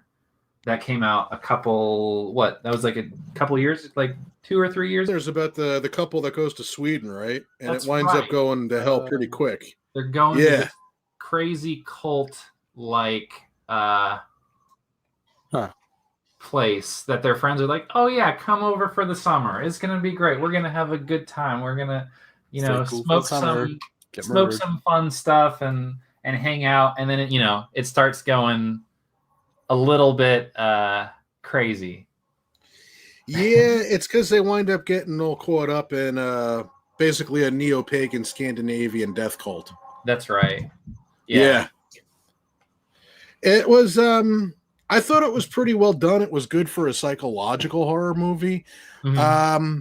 I think it's really good in the aspect that it actually explores Nordic beliefs, because there's not enough attention to their culture. And when you really delve into it, like, I'm not an expert on that sort of thing. Like, I started reading about Norse mythology, and like I said, I don't know the names, I don't know the people, but I did read a lot of stories that had really good morals behind them.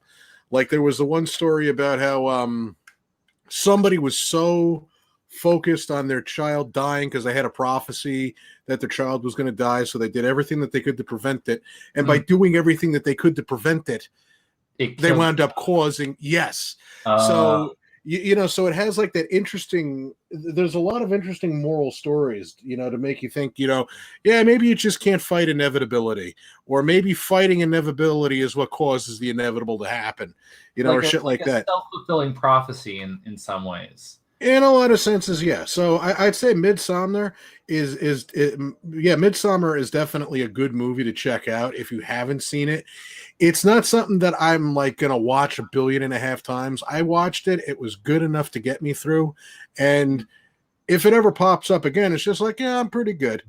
I'm okay. Yeah, it's definitely a one and done. I don't know. I think there's better cult movies. It wasn't terrible. It just... What's the best cult movie?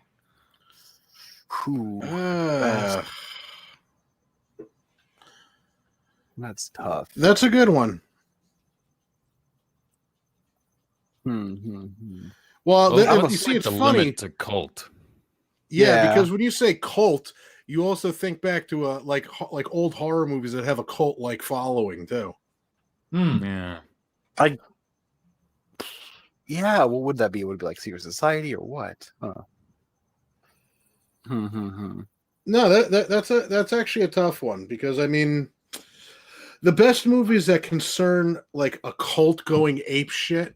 Well, I mean, if you really wanted to like get technical with the subject, you could say Hellraiser's got some cult like aspects to it, because it's a cult of sadomasochistic demons. Or hell, I'd even say the Leatherface or just family be shoehorned into a cult-like behavioral trait. I absolutely agree. That was actually going to be one of the plot lines, or was, of when they tried doing Next Generation. They were supposed to, it was supposed to be like it was like they were ran by a cult or something. And fits all right, too know what? That's all it is. Ritual. I think Ritual like is probably the best cult Ritual movie I've seen. Really? Came out in 2017. Yeah. All right. Huh. I can top that. Have you ever heard of Race with the Devil?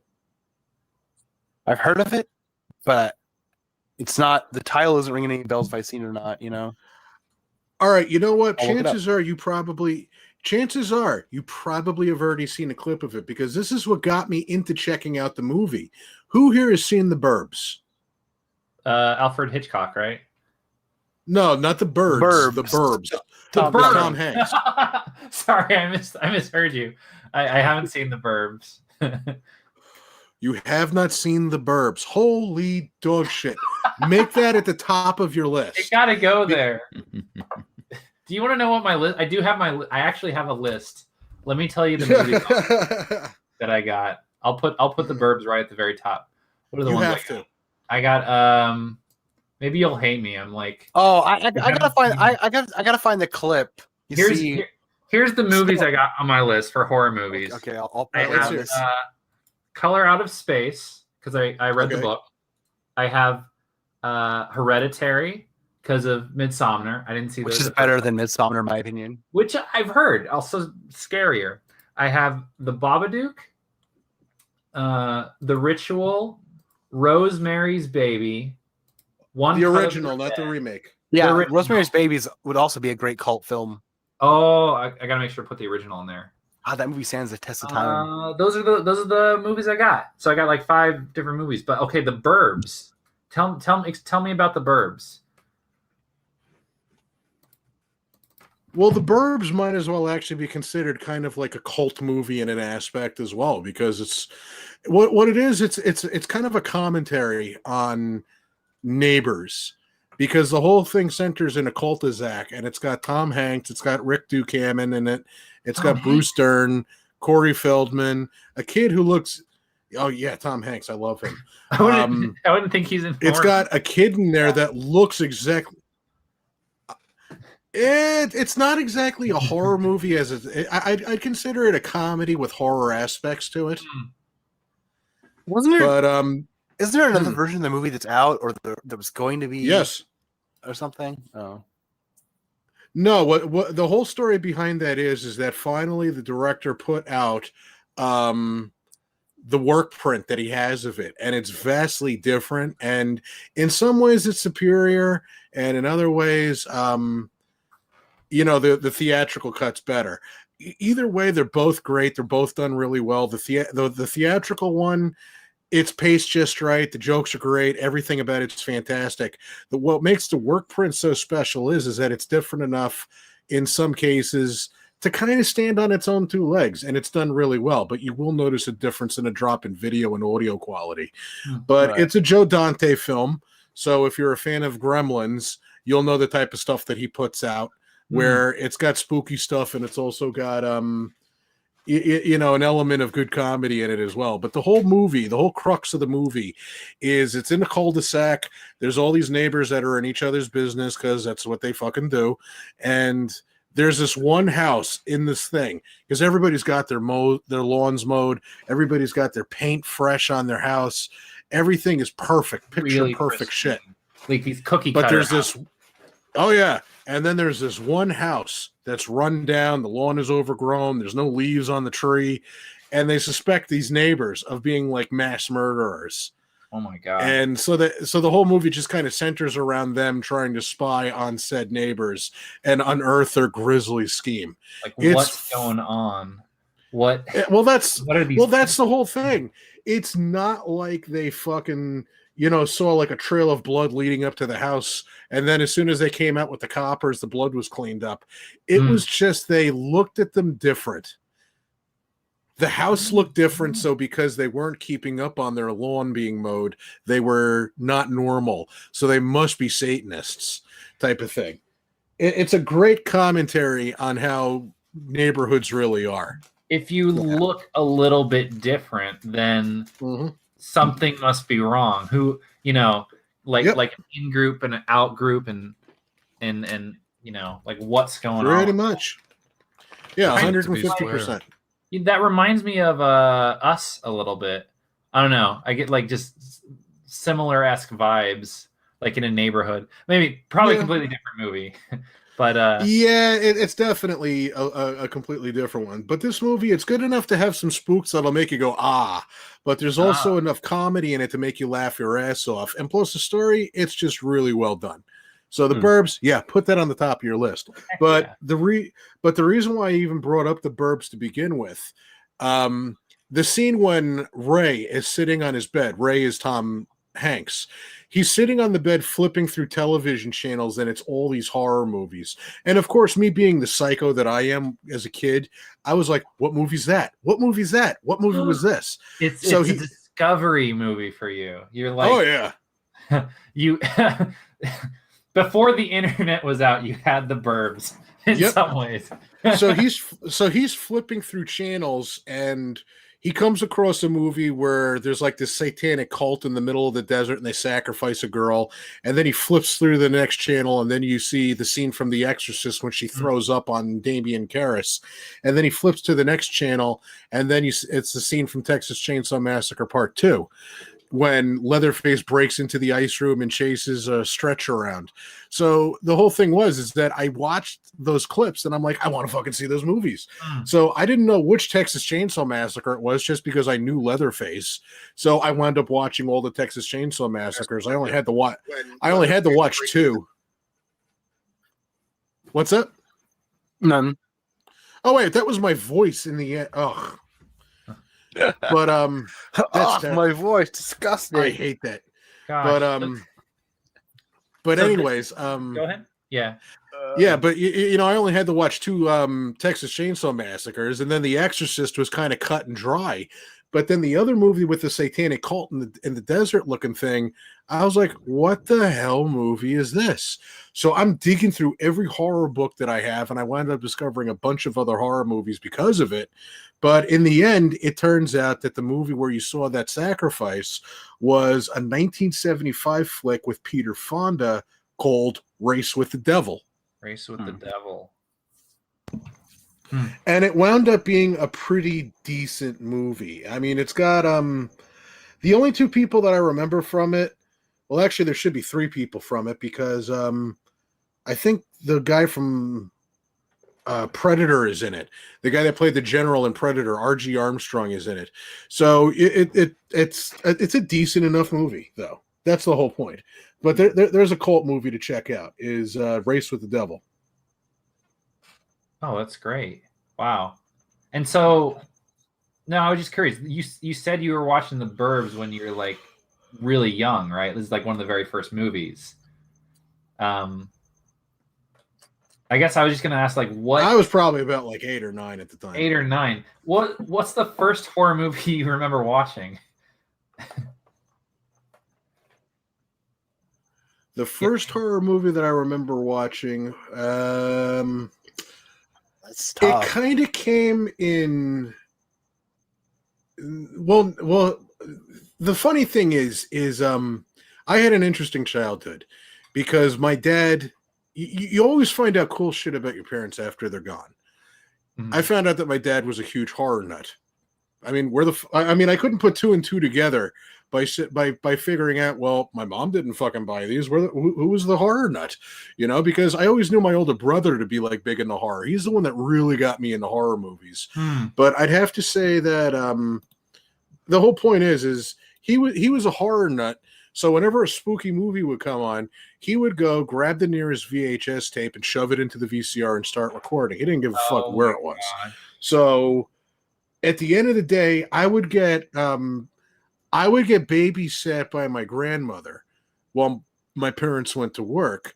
So I would pop in like The Little Mermaid, which was like taped off of the tape that you would get from the Disney store that cost like $30. So it's like you would have like The Little Mermaid, or you'd have like a bunch of Bugs Bunny cartoons.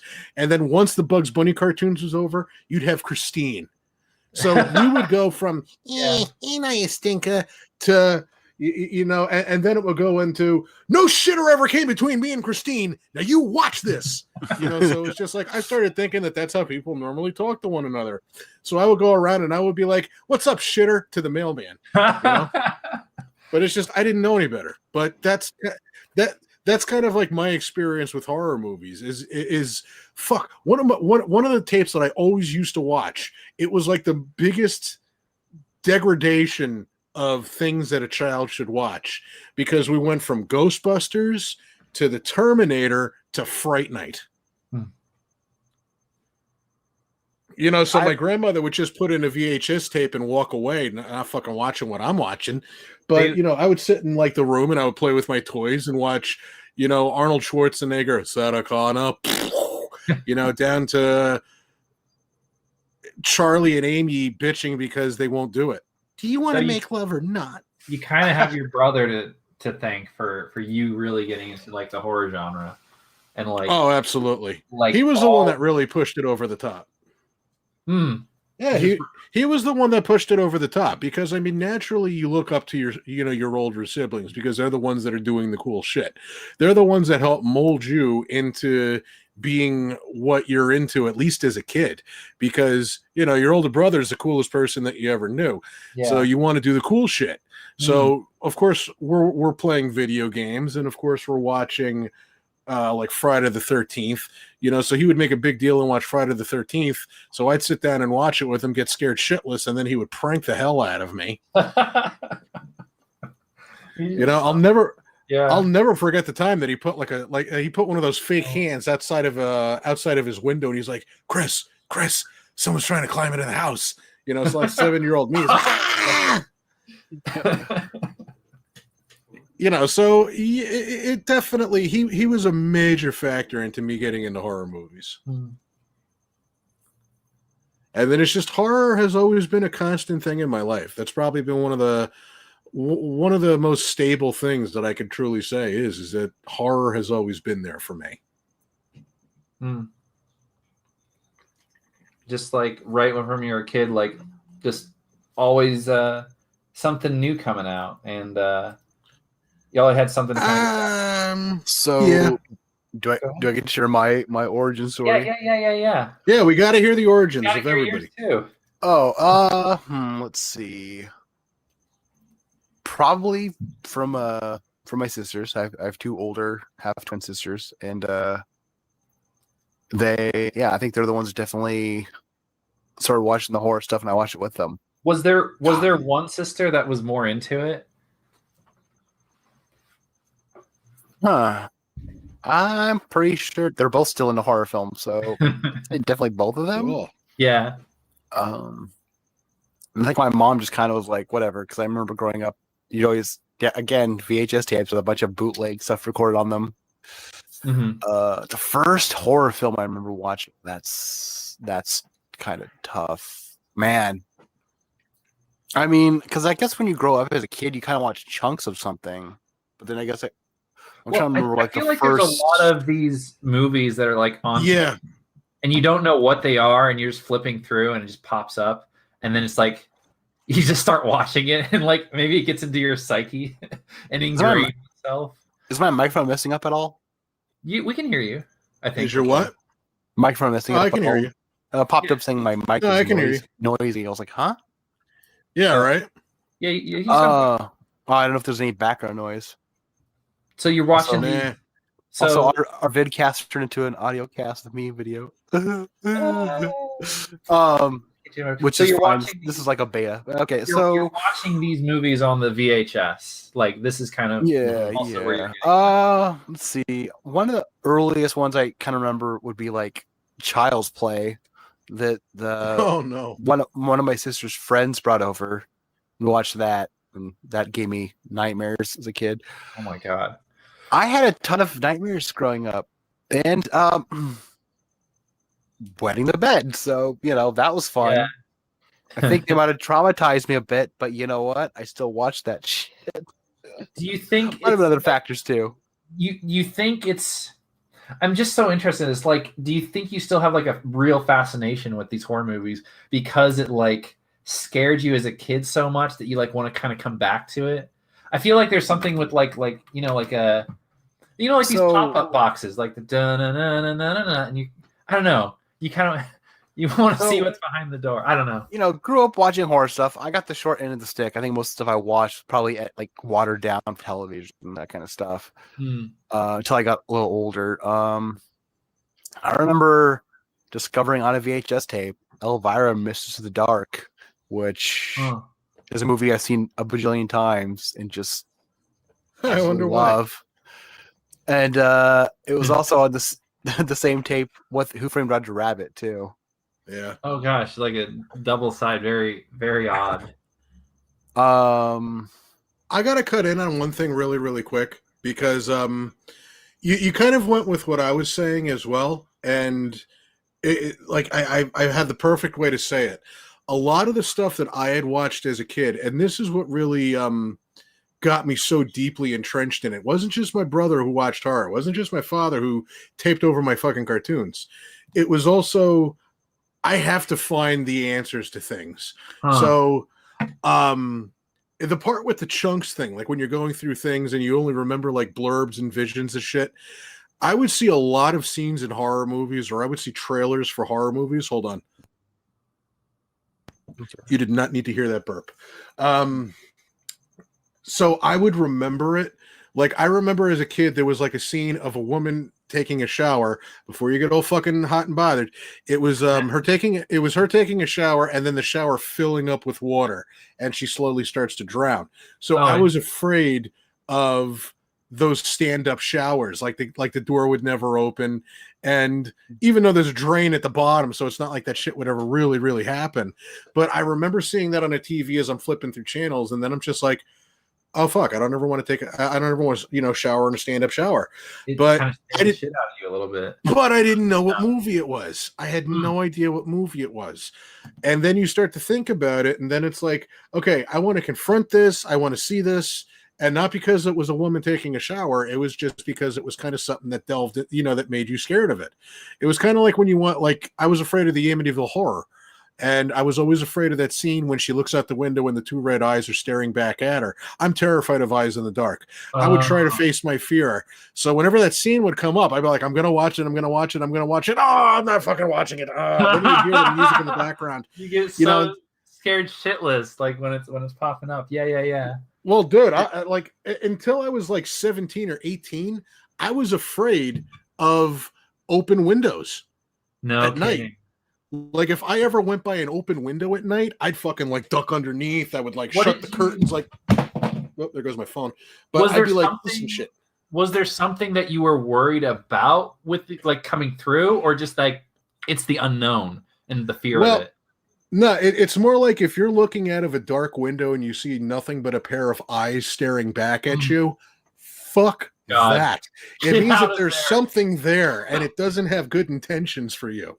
Because if there's something in the dark and all you see are its eyes, whether they be red or even just like a pair of human eyes like this, something's unnatural and something's demonic, or whatever. But the whole point is, it's just like you would try to face that fear. So I would go through, and it's like the thing with the Burbs, where I would try to watch this. Was this the movie with that scene? No. Well, hey, this was a good movie anyway. I just watched Sisters with Margot Kidder, but I would keep going through movies trying to find scenes of shit, and then eventually I was like, oh, that's Nightmare on Elm Street Part 5, the intro when she goes and takes the shower. You know what I'm talking? Yeah. But it's just like, what movie was that? I got a story of that. I want to pause for 1 second. What was it? It was Ghostbusters. I forgot to bring up Ghostbusters. In fact, I saw Ghostbusters 2 before I saw the first one. But that was a big impact too. And then you had the Saturday morning Real Ghostbusters cartoon.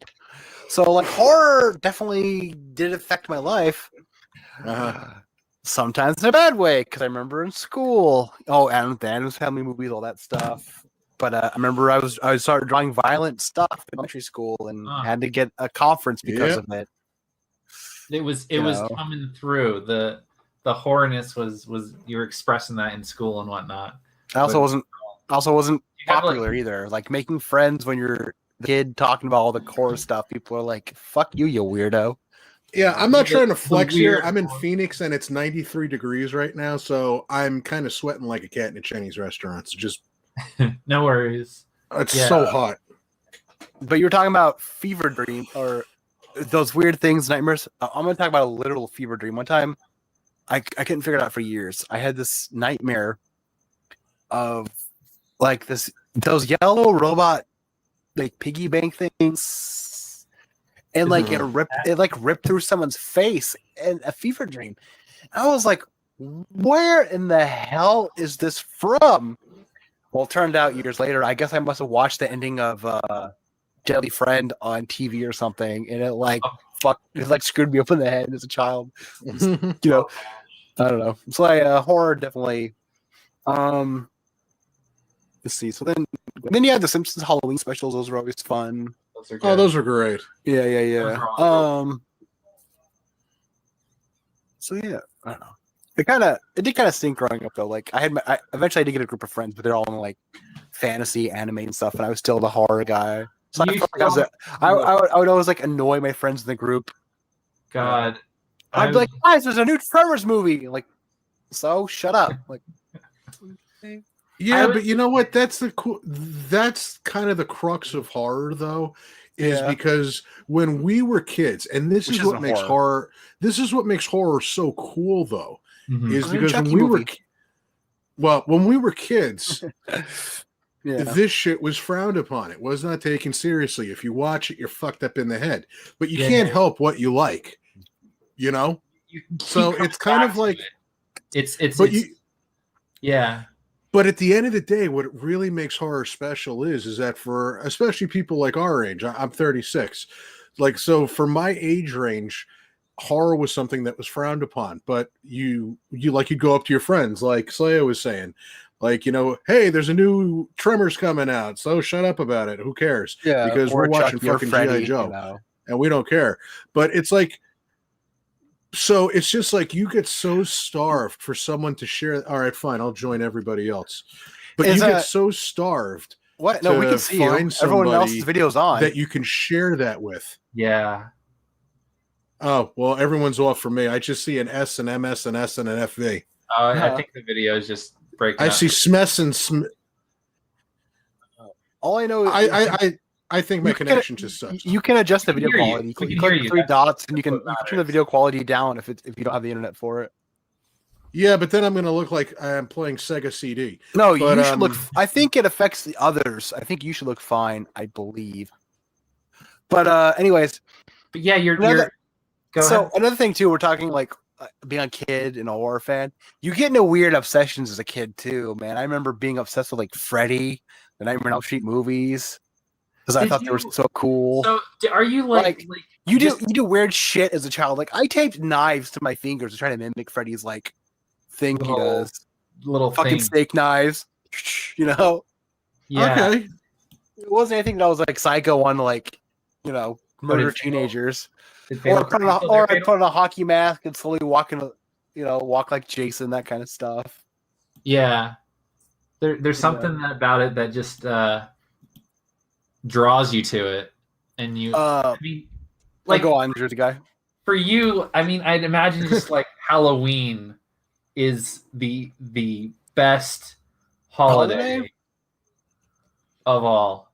I mean, back when you used to be able to go trick or treating, it was cool. Yeah, exactly. You wear all the the one. But you know what? When you wind up being an old, when you wind up, go ahead. Oh, no, you go ahead. But you know, when you wind up being an old fart like me, it's like the best way that I can sum up all holidays is when you're a kid. Like Halloween is awesome because it's the one time that you can dress up like a psycho and get away with it. You can be covered in blood and people give you candy for it. Yeah. Christmas is great because you wake up, you come downstairs, a bunch of shit that you've wanted all year long is underneath the tree. You open it up and then you break it in 10 minutes. But when you become an adult, but then when you become an adult, it's like Christmas. I got to set up the fucking tree. I got to go outside and try not to fall off the roof. How am I going to afford all this shit? I got to buy a gift for everybody. Otherwise, everyone's going to get offended. All the music, playing all the stores too. And then it's the same thing with Halloween because everybody's knocking on your door. So it's like the magic is kind of lost.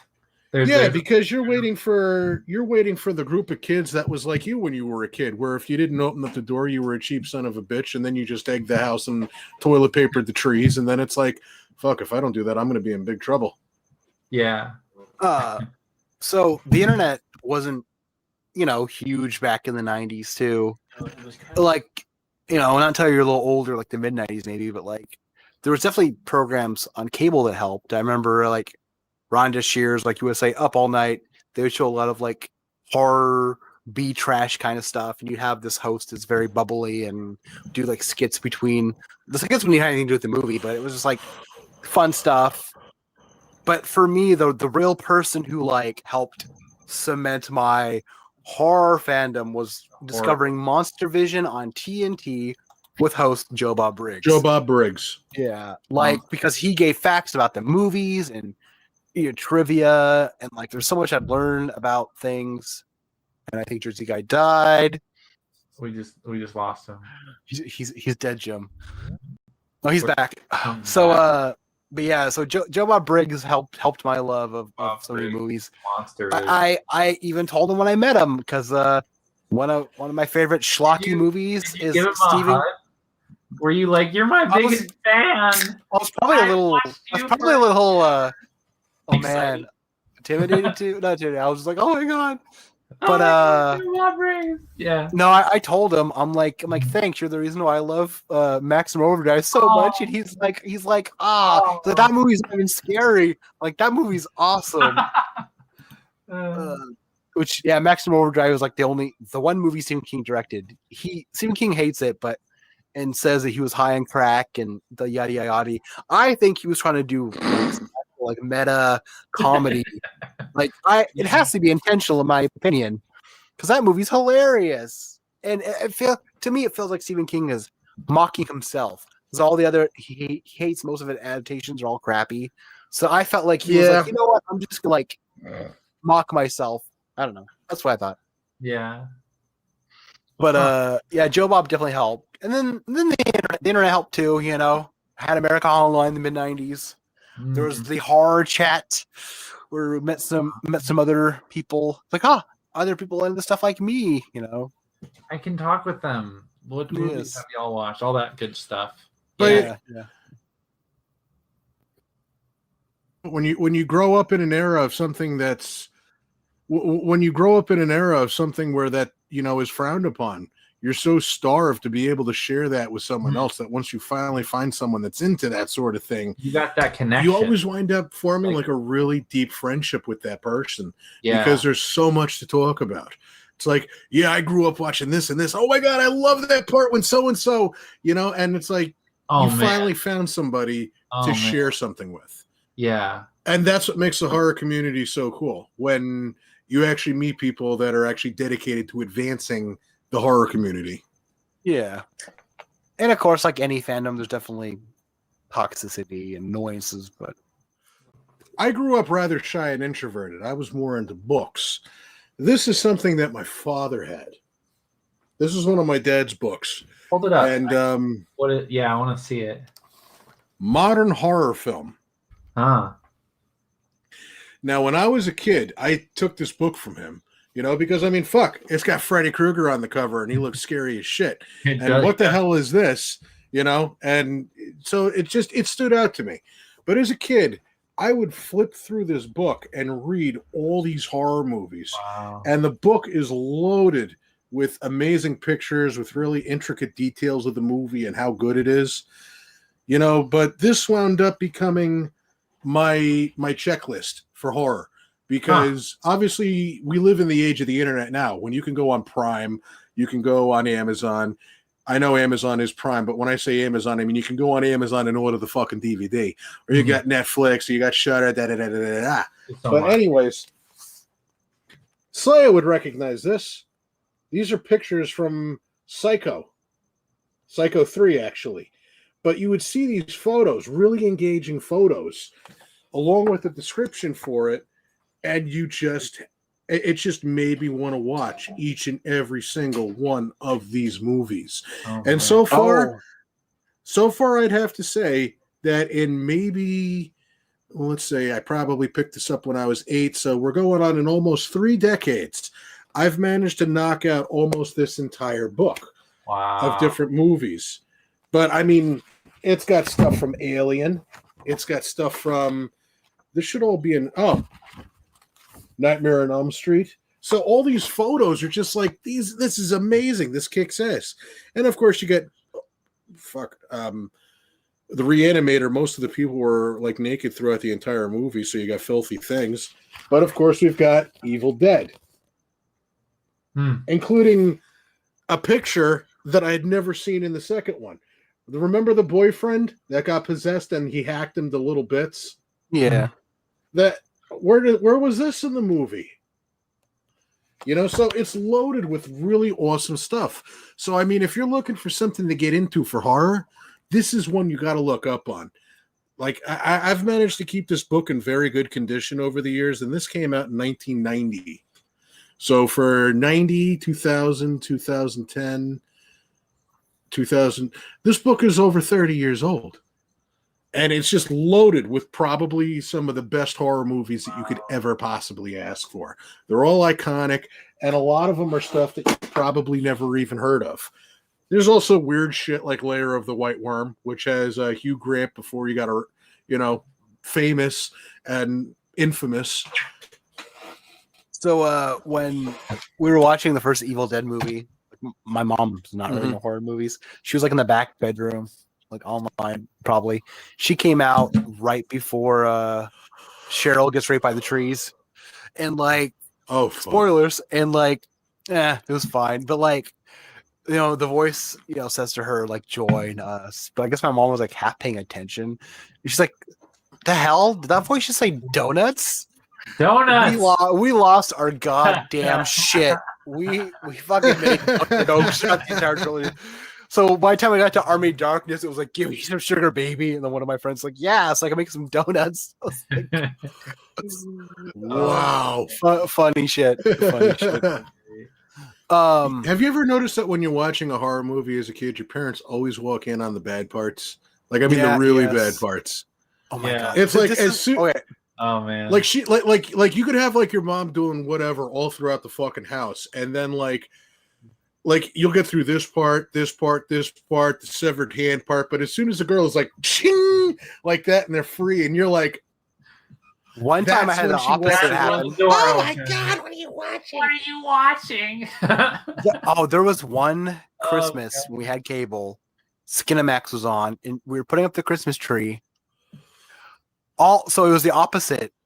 All the bits I could watch. When there wasn't any bits, she would look at the TV. It was hilarious. Oh, it was that was that was funny. So yeah, and then right after the Evil Dead trilogy came out is when like talk about a fucking holly jolly. Yeah. So back to Evil Dead. Back in junior high, I watched the movies, right? Because there's so much about this. DVD was like coming around. After that, so they had a resurgence. So everyone was discovering these movies in like high school and stuff.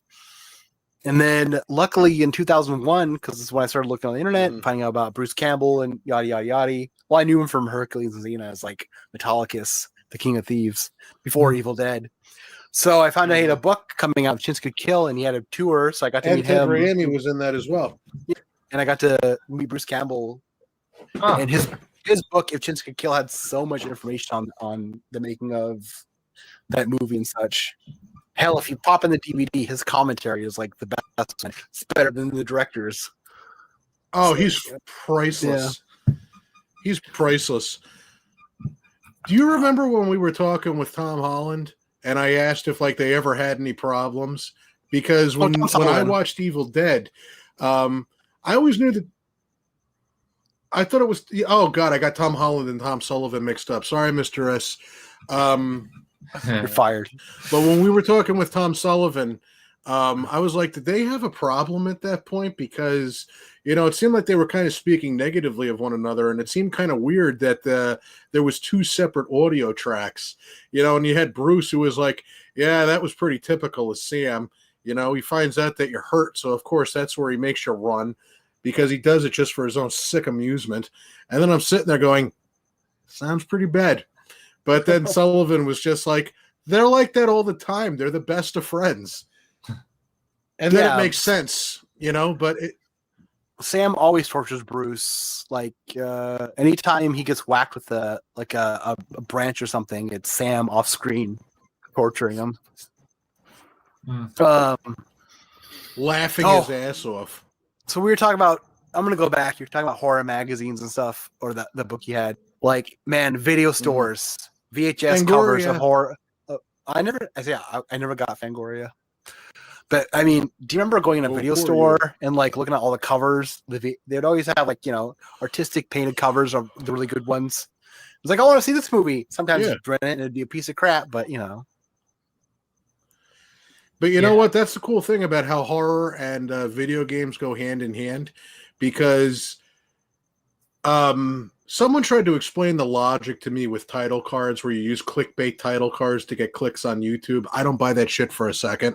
Yeah. Like, I know that's how it works, but I think it's the dumbest shit ever. Well, that's what makes you want to watch it. Not really. But But when you would go to the VHS store or the video store Or to rent DVD, something, whatever. Yeah. well, in my era, it was VHS. But you could see the two things that had the absolute best cover art. That's the whole point of this. Two things that had the best cover art ever were horror movie box art and Atari 2600 fucking cover art. Those were the best.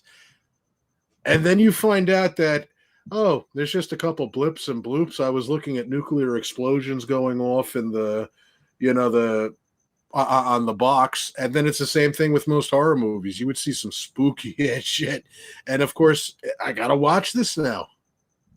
But then as time has gone by, I've come to appreciate that they do box art way better overseas. Like if you actually sat down and looked at cover art for movies that were in America, and then you look at some of the cover art for stuff that was in Japan, like, whoa. Way better, really. Like even with something as common as Friday the 13th. Maybe there's something like you make better cover art that's more marketable over there. But then they'll re-release the movie, and then they'll do like Photoshop terrible art, and it's like, why? Why not use the original? Yeah. But they're doing that shit with having the faces on the cover too. It's like I could imagine. Oh, I could just imagine like a Ghostbusters thing where they remake. I love it when assholes gun their engines outside. Like I could imagine a Ghostbusters thing where they go from the cool logo that everybody knows to just the four of them. Well, I think there was kind of alternate covers like that though. Yeah, but they look stupid. Yeah. You want something simple that does just grab your attention. Yeah. Like, I mean, I remember they had some of those 3D covers, right? That you go look at in the store. Like, pop out a little bit. I've seen some of those. It's a little bit. What the hell did they? Cliche. They always reminded me of those action figures that had the holograms in the chest. What the hell were they called? Visage or something like that?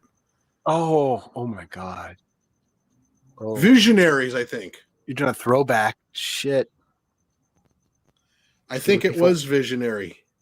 Or the Visionaries. Visionary action figures.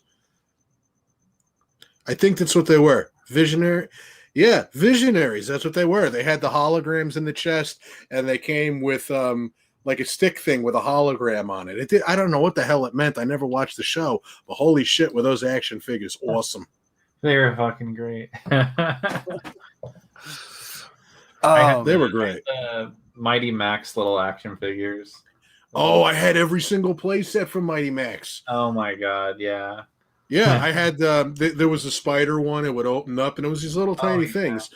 And then now, as an adult, I'm like, dude, you were playing with dolls. That's what it was. But they made it nicer to market to like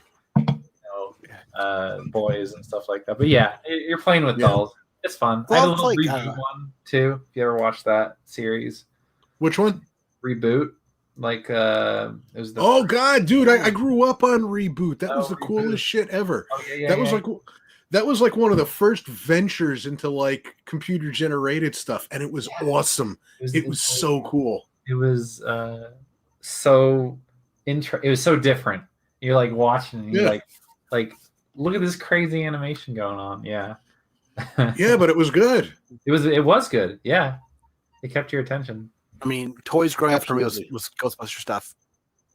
So much. So oh yeah, all the Ghostbusters. Some Ninja Turtles, but mainly Ghostbuster stuff. Yeah. I had the Ghostbusters Firehouse. I had the car. I had the action figures from all the different generations. Like the one that I'll never forget was the one with Ray. When you would squeeze him and the eyes would get bigger because the helmet would lift up. And then you had Egon. I think like the jaw dropped even further. Maybe that was Vankman. I don't remember. Yeah. But I had all that shit. You had that big purple blob thing. Oh my God. You know what? You want to talk about shit that scared me as a kid? How's this for fucking you up as a kid? Because we were a big Ghostbusters house. Because we're talking Ghostbusters. Like I was talking about Amityville Horror. I was afraid to look out the window. The scene in Ghostbusters that terrified the shit out of me was get her, and rah! That scared the shit out of me. So whenever that scene would come on, I'd run the fuck out of the room. I was gone. You wouldn't see me no more. But we were all in the Ghostbusters, so we had all the Ghostbusters toys. We had the Ghostbusters sheets. And I was afraid of my sheets. I was afraid of my blankets. I was afraid of my pillows because they're and you know what? If you had them as a kid, you'll know exactly what I'm talking about. Maybe. You might be scared of it too. I feel like I might have had Ghostbuster sheets, but my memory it was white. It had the drawings on it.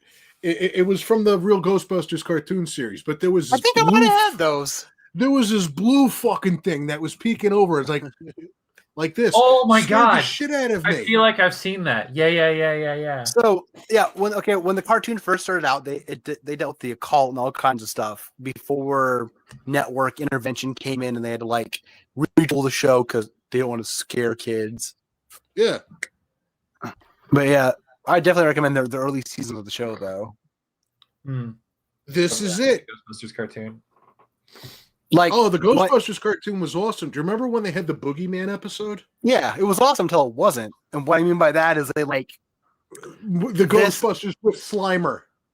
Yeah, this group came in and they said that Janine had to have round glasses because children were afraid of pointy glasses because she had little points on them. Really? Dumb shit like that. Really? And they had to make her more motherly and all kinds of weird demands they had. Voice actors left, they had to replace them. Yeah. They tried to fix it later on. Like they did an episode where the reason why Janine looked so different was because she was going for this genie that was altering her appearance so she could go for Egon. They tried to course correct, but it was too late by then and the show ended. But yeah, it's... Oh, it was done at that point. And then they did That was the episode when she becomes a Ghostbuster. Yeah. Yeah, that was that episode. The one Ghostbusters episode that I'll never forget was the one... I'm looking up the sheets right now so I can show you. But the one that I'll never forget was the one when they go after the Boogeyman.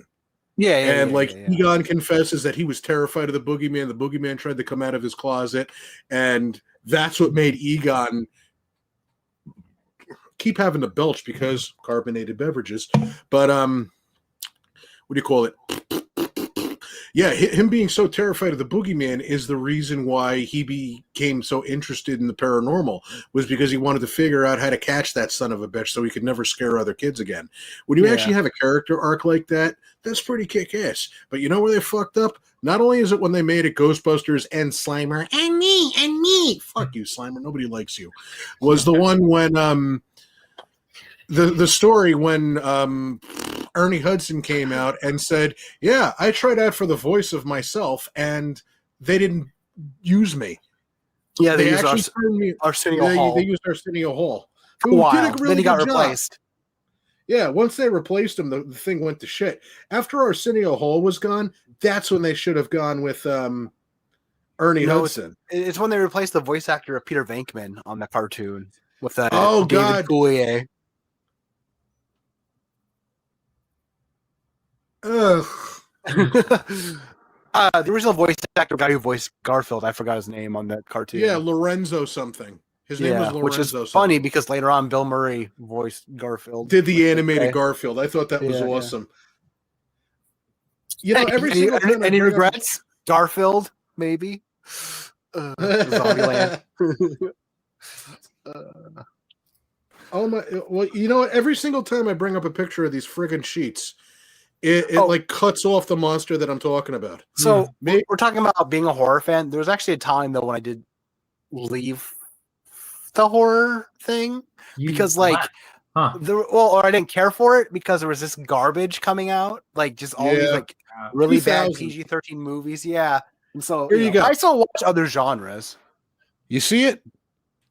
Yeah, the blue one. Yeah, that fucking thing. That thing terrified me as a kid. When I was a kid, I had those sheets too. Yeah, when I went to fucking bed, I would tilt the goddamn blanket so that the fucking thing wasn't looking at me. If my pillow had his fucking face on it, I'd flip it over on the other side, rearrange it, stuff it under here, take the sheets and I'd rearrange everything. It would take me 2 hours to go to bed because I had to make sure that I did not see that son of a bitch. That's how bad he terrified me. Wow. And then what's even worse is because I was talking about how my brother would prank me. We had the fucking holograph things. We had those holograph things where you would put, it looked like those 3D view things when you put the glasses on, you push the thing and it would go through the slide. It was kind of like that, but it looked like the neutrino wand or whatever the fuck they call it. Like they came up with a technical name for it, but it looked exactly like that, and it would put a holographic image on the wall. And there was one that scared the shit out of me. So what would my brother do? He'd hide in the fucking closet. He'd hide behind shit, and then he would turn off all the lights. I wouldn't know what was going on because I was little. I was scared of the dark. Then he would turn it on, and then blam! I'd see the thing that terrified me. I'd piss my pants. Yeah, and then I would break something of his. I would break something of his, and then he would break me for breaking something of his, even though he started it.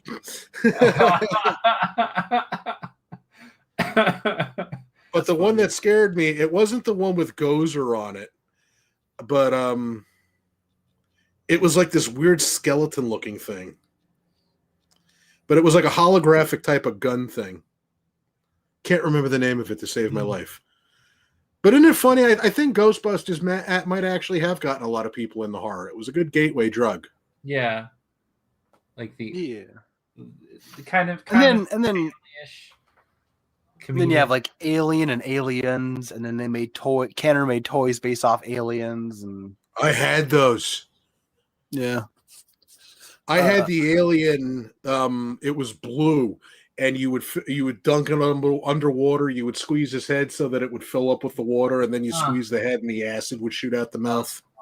Yeah, and I mean, there's other stuff too that wasn't horror that had tense moments, like. And I'm going to refer to marketing too. Like Jurassic Park was a big thing that came out. Wasn't scary or anything, but the scene with the raptors and stuff, and then all the cool toys. And then they had made violent toys where you could rip chunks out of dinosaurs and stuff. Yeah. I remember that. Really? Yeah. Oh my God. See, that's why we're screwed up now. Yeah, I remember that. Like there was one like the side would come off of it. And you could see the meat and the bones and shit. Oh my God. You know what toy I had? Meanwhile, McDonald's. I had I think it was called the Creepy Crawlers, and it was like an easy bake oven, but for boys. Yes, it was an easy bake oven. You would take it, put the jelly in it, and you would make the mold and throw it on the wall. Like spiders and worms and things like that. Yeah. I think they also made edible ones too later on. Yes. And then they had like Dr. Giggles or not Dr. Yeah. Dr. Potions. What the hell was it called? Oh no! Like fizzy drinks or something. Yeah, like that. Really sweet. Super something. Sweet. Oh my God, my brain. Dr. But yeah, delicious. I don't know. Look it up. But yeah, they were all gross. I bought that thing as a kid because I thought it was so cool. I bought the ice cream maker, which is also crap. Cream maker. Dr. Dreadful. That's what it was. Dr. Dreadful. Dreadful. Here you go. This shit. This is what he would put up and scare the shit out of me, that skeleton-looking thing. Oh, my God. And you could kind of adjust it. You know what I'm talking about now? Yeah, the projector thing. Yeah, the real Ghostbusters zapper gun. He would turn off the lights and put this fucking skull thing on the wall. I'd piss myself. Scare the shit out of you. Scare the piss out of you. Sean, if you're watching this, I love you. It's okay. I just embarrassed myself on the internet. Yay. Oh my God. So yeah, want to know what happened to all my Ghostbusters toys? I bagged them all up, put them in this giant garage we had. One winter storm. Oh no. We covered some of them, but heartbreaking. Devastating. I don't know. I feel like slowly the toys you have just kind of disappear over time. Mm-hmm. You don't question it. It's your parents cleaning up. Yeah, but you know what? I bet your parents are kicking themselves in the balls now because all those action figures that we had, all that junk is worth so much fucking money. Tons. Yeah. Like, who had the LJN WWF action figures? It wasn't me. Yeah. All right, then I'm probably the only one because we were a pro wrestling household too. I remember the big LJN action figures. They were made of rubber. I mean, we had the little ones, and I mean, like, they were all kind of like cookie cutter things. Like, one, it would have the arm out for the clothesline. You would just pull it back, and it would snap forward. But the rubber ones were ridiculous because, you know what? Aside from the fact that they would just be like stuck in a position like this and you couldn't move them, you could also take the rubber and beat the shit out of each other with them for real. Oh my god! So if you're just like sitting there playing with like a sibling and you guys just aren't getting along, you could pick up the old iron sheik right there and fucking whack, and it would hurt like a mother. It hurt. I think I remember seeing some of those, like Toys R Us. Yeah, I'm sure they're still floating around somewhere.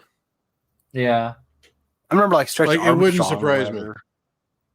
Yeah. And they made a Hulk. And then when you would cut them open, yeah, I think, it's like some kind of weird jelly. I don't know if. Yeah, that's what it was. Is because like I used to take the Stretch Armstrongs that we had, and I would do like unnecessary surgery is what I used to call it. I would cut them open, and then this gel would come out, and I'm just like, ugh. Oh my god! I'm like, oh, that's never coming out. Oh wait, we're talking about Ghostbuster toys and stuff. Get grab something. Hey, we're all bringing up stuff that we all know about here. I mean, we did have the Stretch Armstrongs. We had all the Ghostbuster toys. And then we had all the Teenage Mutant Ninja Turtles toys. What about the Dick Tracy toys? Dick Tracy. I don't think all the Dick Tracy action. They had all the Dick Tracy action figures, and we used to keep them in we had like a box set for it. Like there was a box where you could store all your shit. Like Star Wars, if you were a Star Wars nut. The old Kenner Star Wars things from the 70s, you used to store them in like this gigantic Darth Vader bust thing. Like you would open it up and it would have a slot for them.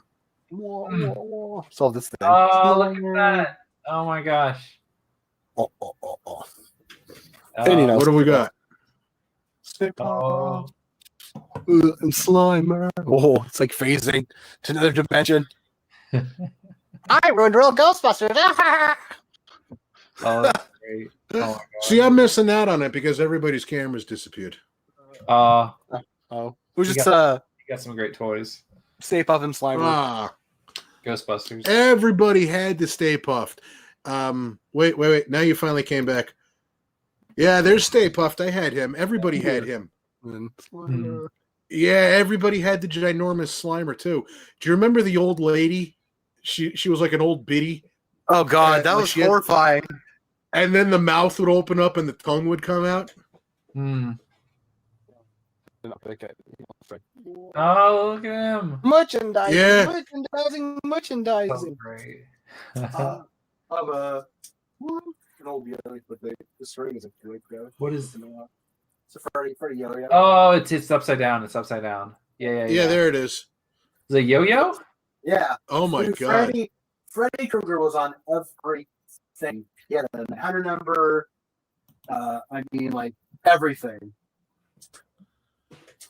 That's what the hell country did that come from? I don't know. I bought it at a store. And then of course they, you know what? Yeah, Freddy Krueger was like easily marketable if you went to the stores where they sold that shit. But it's like Wes Craven's New Nightmare when they said, like he's like Santa Claus. Like he became a pop culture figure. He has his own TV show. Yeah, but you know what? I actually like the Nightmare on Elm Street TV show. Yeah, if it ever gets a proper release. Freddy's Nightmares was great. Freddy's Nightmares. Yeah, it was a show where Freddy was it. Most of the stories were one-offs, but there was a few that were connected to the movies. Mm-hmm. They tried to do that shit with pretty much every single thing out there. Isn't there like a Child's Play TV series now? They're filming it right now. It'll be premiering in October, 10 episodes. Is it going to have Brad Dourif in it? Yeah, it's going to take place shortly after the last movie. And the last movie that had Mark Hamill voicing him? Oh, no. Sorry. The last, not the remake. The one that took place at the asylum. The original series. Oh, I don't know. I like Brad Dourif. That's Brad the only Dourif's thing. in it. Jennifer Tilly, of course. The Alex is in Vincent it. played Andy. Yeah. And the actors played Kyle and Chelsea played 2. But I think each episode might be a different story kind of thing. But it sounds cool. All right, it's got my interest. Chucky's going to be allowed to say fuck on it, so it's going to be. You kind of need to have that. Yeah. Well, I think to me that was probably like one of the most mind-blowing things. I was gonna say it's getting about close to when I usually head to sleep, so I think I'm gonna head out. All right, but yeah, all right, this good. was Thanks for good. coming by. Good Yeah, time for a yeah. little bit, y'all. Yeah. Take care. A nice I'd say listen. for a beta, this was definitely interesting to get together for. Yeah. A few chunks. Chop. But you see, this is something that I personally have been saying ever since we started doing this shit, is we really got to start recording us just sitting down and talking, because a lot of the times us sitting down and talking is 10 times more interesting than the movie that we tried to review. Getting the backstories behind stuff and just I think what your thoughts on random shit is. Yeah. I don't know if people Well, I'm are going telling to care enough to hear us ramble about random stuff, though. I don't know. Actually, Maybe I'm that's wrong. not even true, because I guarantee you, man, that if you sat down and you spliced up where we're talking about fucking action figures that we remember, you throw that up on YouTube, you are probably going to get like 400 hits in like a month. I guarantee it. You know why? Because there's people that are going to be sitting down watching that going, yeah, I had that fucking toy, or, that is what nostalgia is all about. Bingo. Right. Yeah. It's about trying to make a connection with the audience and Yeah. what do they care about, and why are you into horror? Like what is and you know what? We're talking about horror stuff. Care about. Jersey, and we both forgot to bring up Tales from the Crypt. That was a big influence too. Well, I was about to segue into that, because what I was aiming for was when I said, yeah, they tried doing that with all the big ones, and then we got sidetracked talking about the Chucky thing. But yeah, they did the they did Freddy's Nightmares, and they had the Friday the 13th series, which was actually pretty damn decent. I love the idea of it, where there's like a cursed antique shop and every item in it is cursed and has its own story and an episode attached to it. And it works because you can keep that shit going forever, because you could take something new, add like a cursed mirror in it. I know they did that for fucking Amityville, but add like a cursed mirror. We have a new item in the shop today. What are you buying? But it's so interchangeable, but it works. But of course, then you have Halloween. They tried to make Halloween into an anthology series, and people bitched about it. So, all right, you want your Michael Myers, you can have Michael Myers back, and it sucked. And now everybody loves part 3. Fuck you very much for that one. And then there's Tales from the Crypt. Yeah. Which Creep Show, Tales from the Crypt, Tales from the Dark Side. No. I wonder if the guy is still walking around. His name's John something. I wonder if he still does the Crypt Keeper's voice. Yeah, he does. He was going to be at a Crypticon in my area before the apocalypse hit. Or, he does cameos now, I think. So, yeah, you know what?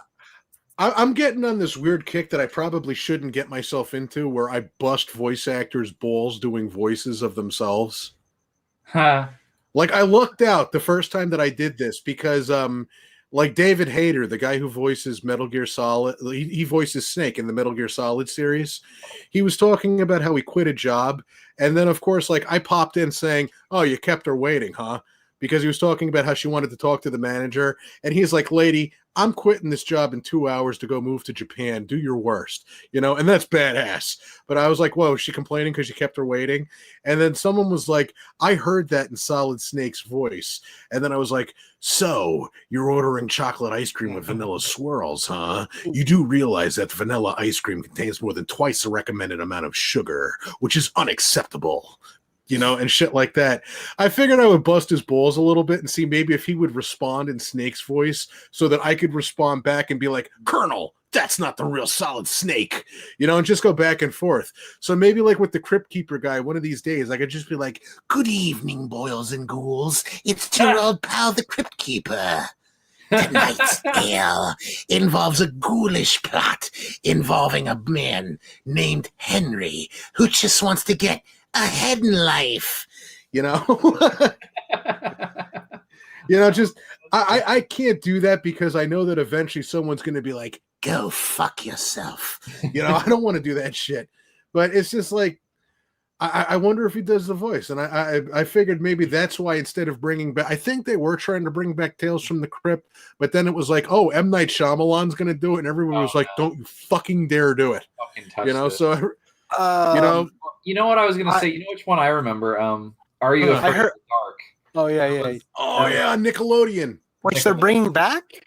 I don't know if they're bringing... Are they bringing that back? Like a movie or something they're doing. I don't think so. But, because, I mean, like... I don't think... You know what? Are You Afraid of the Dark was cool for like 11, 12-year-olds to watch because your parents couldn't get offended because it's like, hey, fuck you. I'm a part of the Midnight Society, You throw the ashes all over the place. And but it's just like, it's not offensive. I went back and watched it recently and I'm kind of like, I finally found something. I finally found something that is worse than Goosebumps. Yeah, it's nothing to Goosebumps. Are You Afraid of the Dark? Yeah. But you know what's really sad is Goosebumps actually did hold up over the years. Like I can watch Goosebumps and be like, you know what, this ain't too bad. But I would watch like Afraid of the Dark, and I'm just like, really does not. So I only have memories of it from a kid. I'm sure it doesn't hold up. No. Back to Tales from the Crypt. Last I heard, I think HBO owns the rights to the Crypt Keeper puppet. So if they ever reboot it and it's not on HBO, I don't know. It's got to be done through HBO, which you know what is probably a good thing. They did the old Bobby Zemeckis thing, which I love. I think HBO's ashamed of Tales from the Crypt because it's not on their streaming service. It's only on DVDs. It's like, what the hell, HBO? I don't know why. I don't know why either, but you know what? HBO, I think, is probably going to go the direction of like Orion, where it's just like you saw it everywhere, and then one of these days just, But it's a bit of a shame. But I think that maybe they did do the old Robert Zemeckis treatment, where we're going to hold on to this to make sure that no one else does it and fucks it up. Because that's one of my favorite Robert Zemeckis stories, is that he bought the rights to Back to the Future so that after he dies, the rights go to like his grandchildren or something like that. Because he's like, they will remake Back to the Future literally over my dead body. Which I love. What makes Tales from the Crypt special is most of the episodes were about scumbags getting their competency in. That was a big appeal.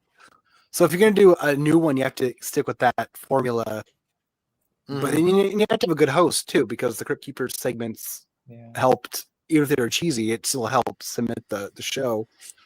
And there were definitely one-off episodes that were interesting. There was they did episodes that weren't even hard at all, like the World War episode, or the episode. Oh my god, that's one of the best episodes that they ever did. Yeah, and there's also another one where someone was like, the yellow episode where another war, two different war episodes, right? They did the one that had Martin Sheen, and they did. They did They did a World War I, and then they did a World War II. The World War I had Martin Sheen, and it had Kirk Douglas, I believe. Yeah, it might have had I think no. But you get where I'm fucking going with this. It had either the Sheens or it had the Douglases. I think it was the Douglases, and it had Danny Aykroyd in it. And it was all about this guy who deserted on the front. He should have shot off the flare pistol, and then he wound up getting executed for it. That was one of the best episodes that they ever did. Now, the World War II one, that was the one when you had the British prisoners of war, and it had this scumbag asshole in the Wehrmacht who sold out all of his comrades to get ahead. And then it ends off with him escaping out after killing somebody who knew that he was a piece of shit. Yeah. And it turns out that the double crosser got double crossed by a British agent. And then at the end they shoot him because they hide out in a bunch of coffins, and he winds up getting shot. And then the British general is like, well, oh boy, I have one last gift for you. The communique just came over the wire. the war is over. Everyone's going home except for you. You know? But they were some of the best ones that they ever did. Those British ones were phenomenal. Yeah. Wow. And then All right. Well, I'm gonna head out, guys. Right. Guys, seeing you. All right. Have a good one. Take care. but yeah, I believe Tales from the Crypt and Creepshow are both based on the EC Comics. Yeah. I think Tales from the Crypt might be, but Creepshow is absolutely based off of the EC Comics because maybe if there's not. one, Except the new Creepshow. I think the new Creepshow, they're just kind of doing whatever they want. I think with the new Creepshow, they're taking The a TV couple show, ideas and doing the throwbacks. Yeah, I think Yeah. they're taking old ideas and they're refreshing them in a pretty cool way. But if there is one thing that I absolutely recommend that you check out, like if we're talking Tales from the Crypt, Slay, you should probably take this and upload it because this is probably where we're really going to get raw and natural on stuff and structure because we could talk about this for hours and people will like this. But if there is one Creepshow thing that I would absolutely recommend you check out, it's called Just Desserts. Wait, I got this camera thing all fucked up. I actually got it right the first time. Just Desserts, and it's the comprehensive making of Creepshow. Yeah, Day of the Dead someday. I think I honestly think that we really should just do night, dawn, day. Yeah, I was thinking of like a movie that deals with like quarantine. Like to me, that movie's so claustrophobic. You know, I'm living in that underground bunker. Well, no, we absolutely should talk about night, dawn, and day. I don't know backwards. Just as long as we don't have to watch the 3D one. Like for God's sakes, no. Just the '90s remake. Eventually, we'll see. Yeah. The 90s remake is probably one of the greatest remakes that I've ever seen in my life. And if you like longtime people that have listened to the podcast know that I've always bitched about the Psycho remake because it was shot for shot for shot for shot. You've got the Psycho remake, which I thought was an abortion. And then you've got the Night of the Living Dead remake that Tom Savini directed. Yeah. That's how you do a remake. That is exactly how you do a remake because you took the same characters, you took the same setting, you took the same general idea, and then you were able to keep enough storyline and plot elements that keep you interested in it. Like the whole point, we're looking for the gas key. And you change it up just enough that you don't offend the shit out of the hardcore fans, but it also wows them while advancing the plot along in a way that's not even remotely stupid. They paid respect to the original by having all the surviving people from the original come by. And I think that's where Zack Snyder did really good with Dawn, his remake of Dawn. That's another really good remake.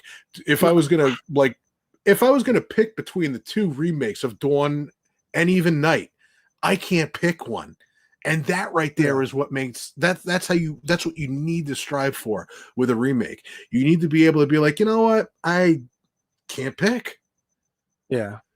You know, it's like if you were to stack Friday the 13th up with the remake of Friday the 13th, what did you like better? Fuck the original. Well, Jason was cool, man. And no, you know what Friday the 13th the remake was? They just tried to cram the first 3 friggin' movies into an hour and a half, and it didn't work. I remember when I took my little brother to go see that because I tried to be a cool big brother. I took him to go see it in the theaters, and that part when they picked up the Chad asshole and he jammed him onto the tow truck, and then the guy just like took off, and he's like holding on like this. Me and my little brother burst out laughing in the movie theater because it was so stupid. And then you got that one prick, oh baby, your nipple placement is outstanding. What? Yeah, they felt like caricatures of the teenagers in the movies. They weren't even remotely relatable.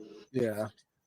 And I mean that's part of the charm, I think, of horror movies in general, is because the people, you knew these people growing up. I mean, like you watched the Monster Squad. Everybody had a fat kid. Everybody had a Rudy. Everybody knew a Sean. Everybody knew a Phoebe. And the same with the Goonies. Everybody knew a Brand. But even going further, everybody knew an asshole like Troy. You know what I'm saying? And then there's like Friday the 13th, the originals. Everybody knew Well, I didn't really know a Bill. I really didn't know an Alice, because obviously that's like way, way past my time because they were teenagers like way before I was a teenager. I mean, at least in the 80s, you could say like Night of the Demons, you knew a Roger, or you knew somebody that was like Mimi Kincaid who played Angela. You knew a person like that. And that right there is the connection that you want to shoot for. If you have no relatable characters whatsoever, because I watched that Friday the 13th remake and I don't even remember their names. I didn't give two shits about any of the characters. And when you take these characters, it's like, okay, so you got a rich scumbag.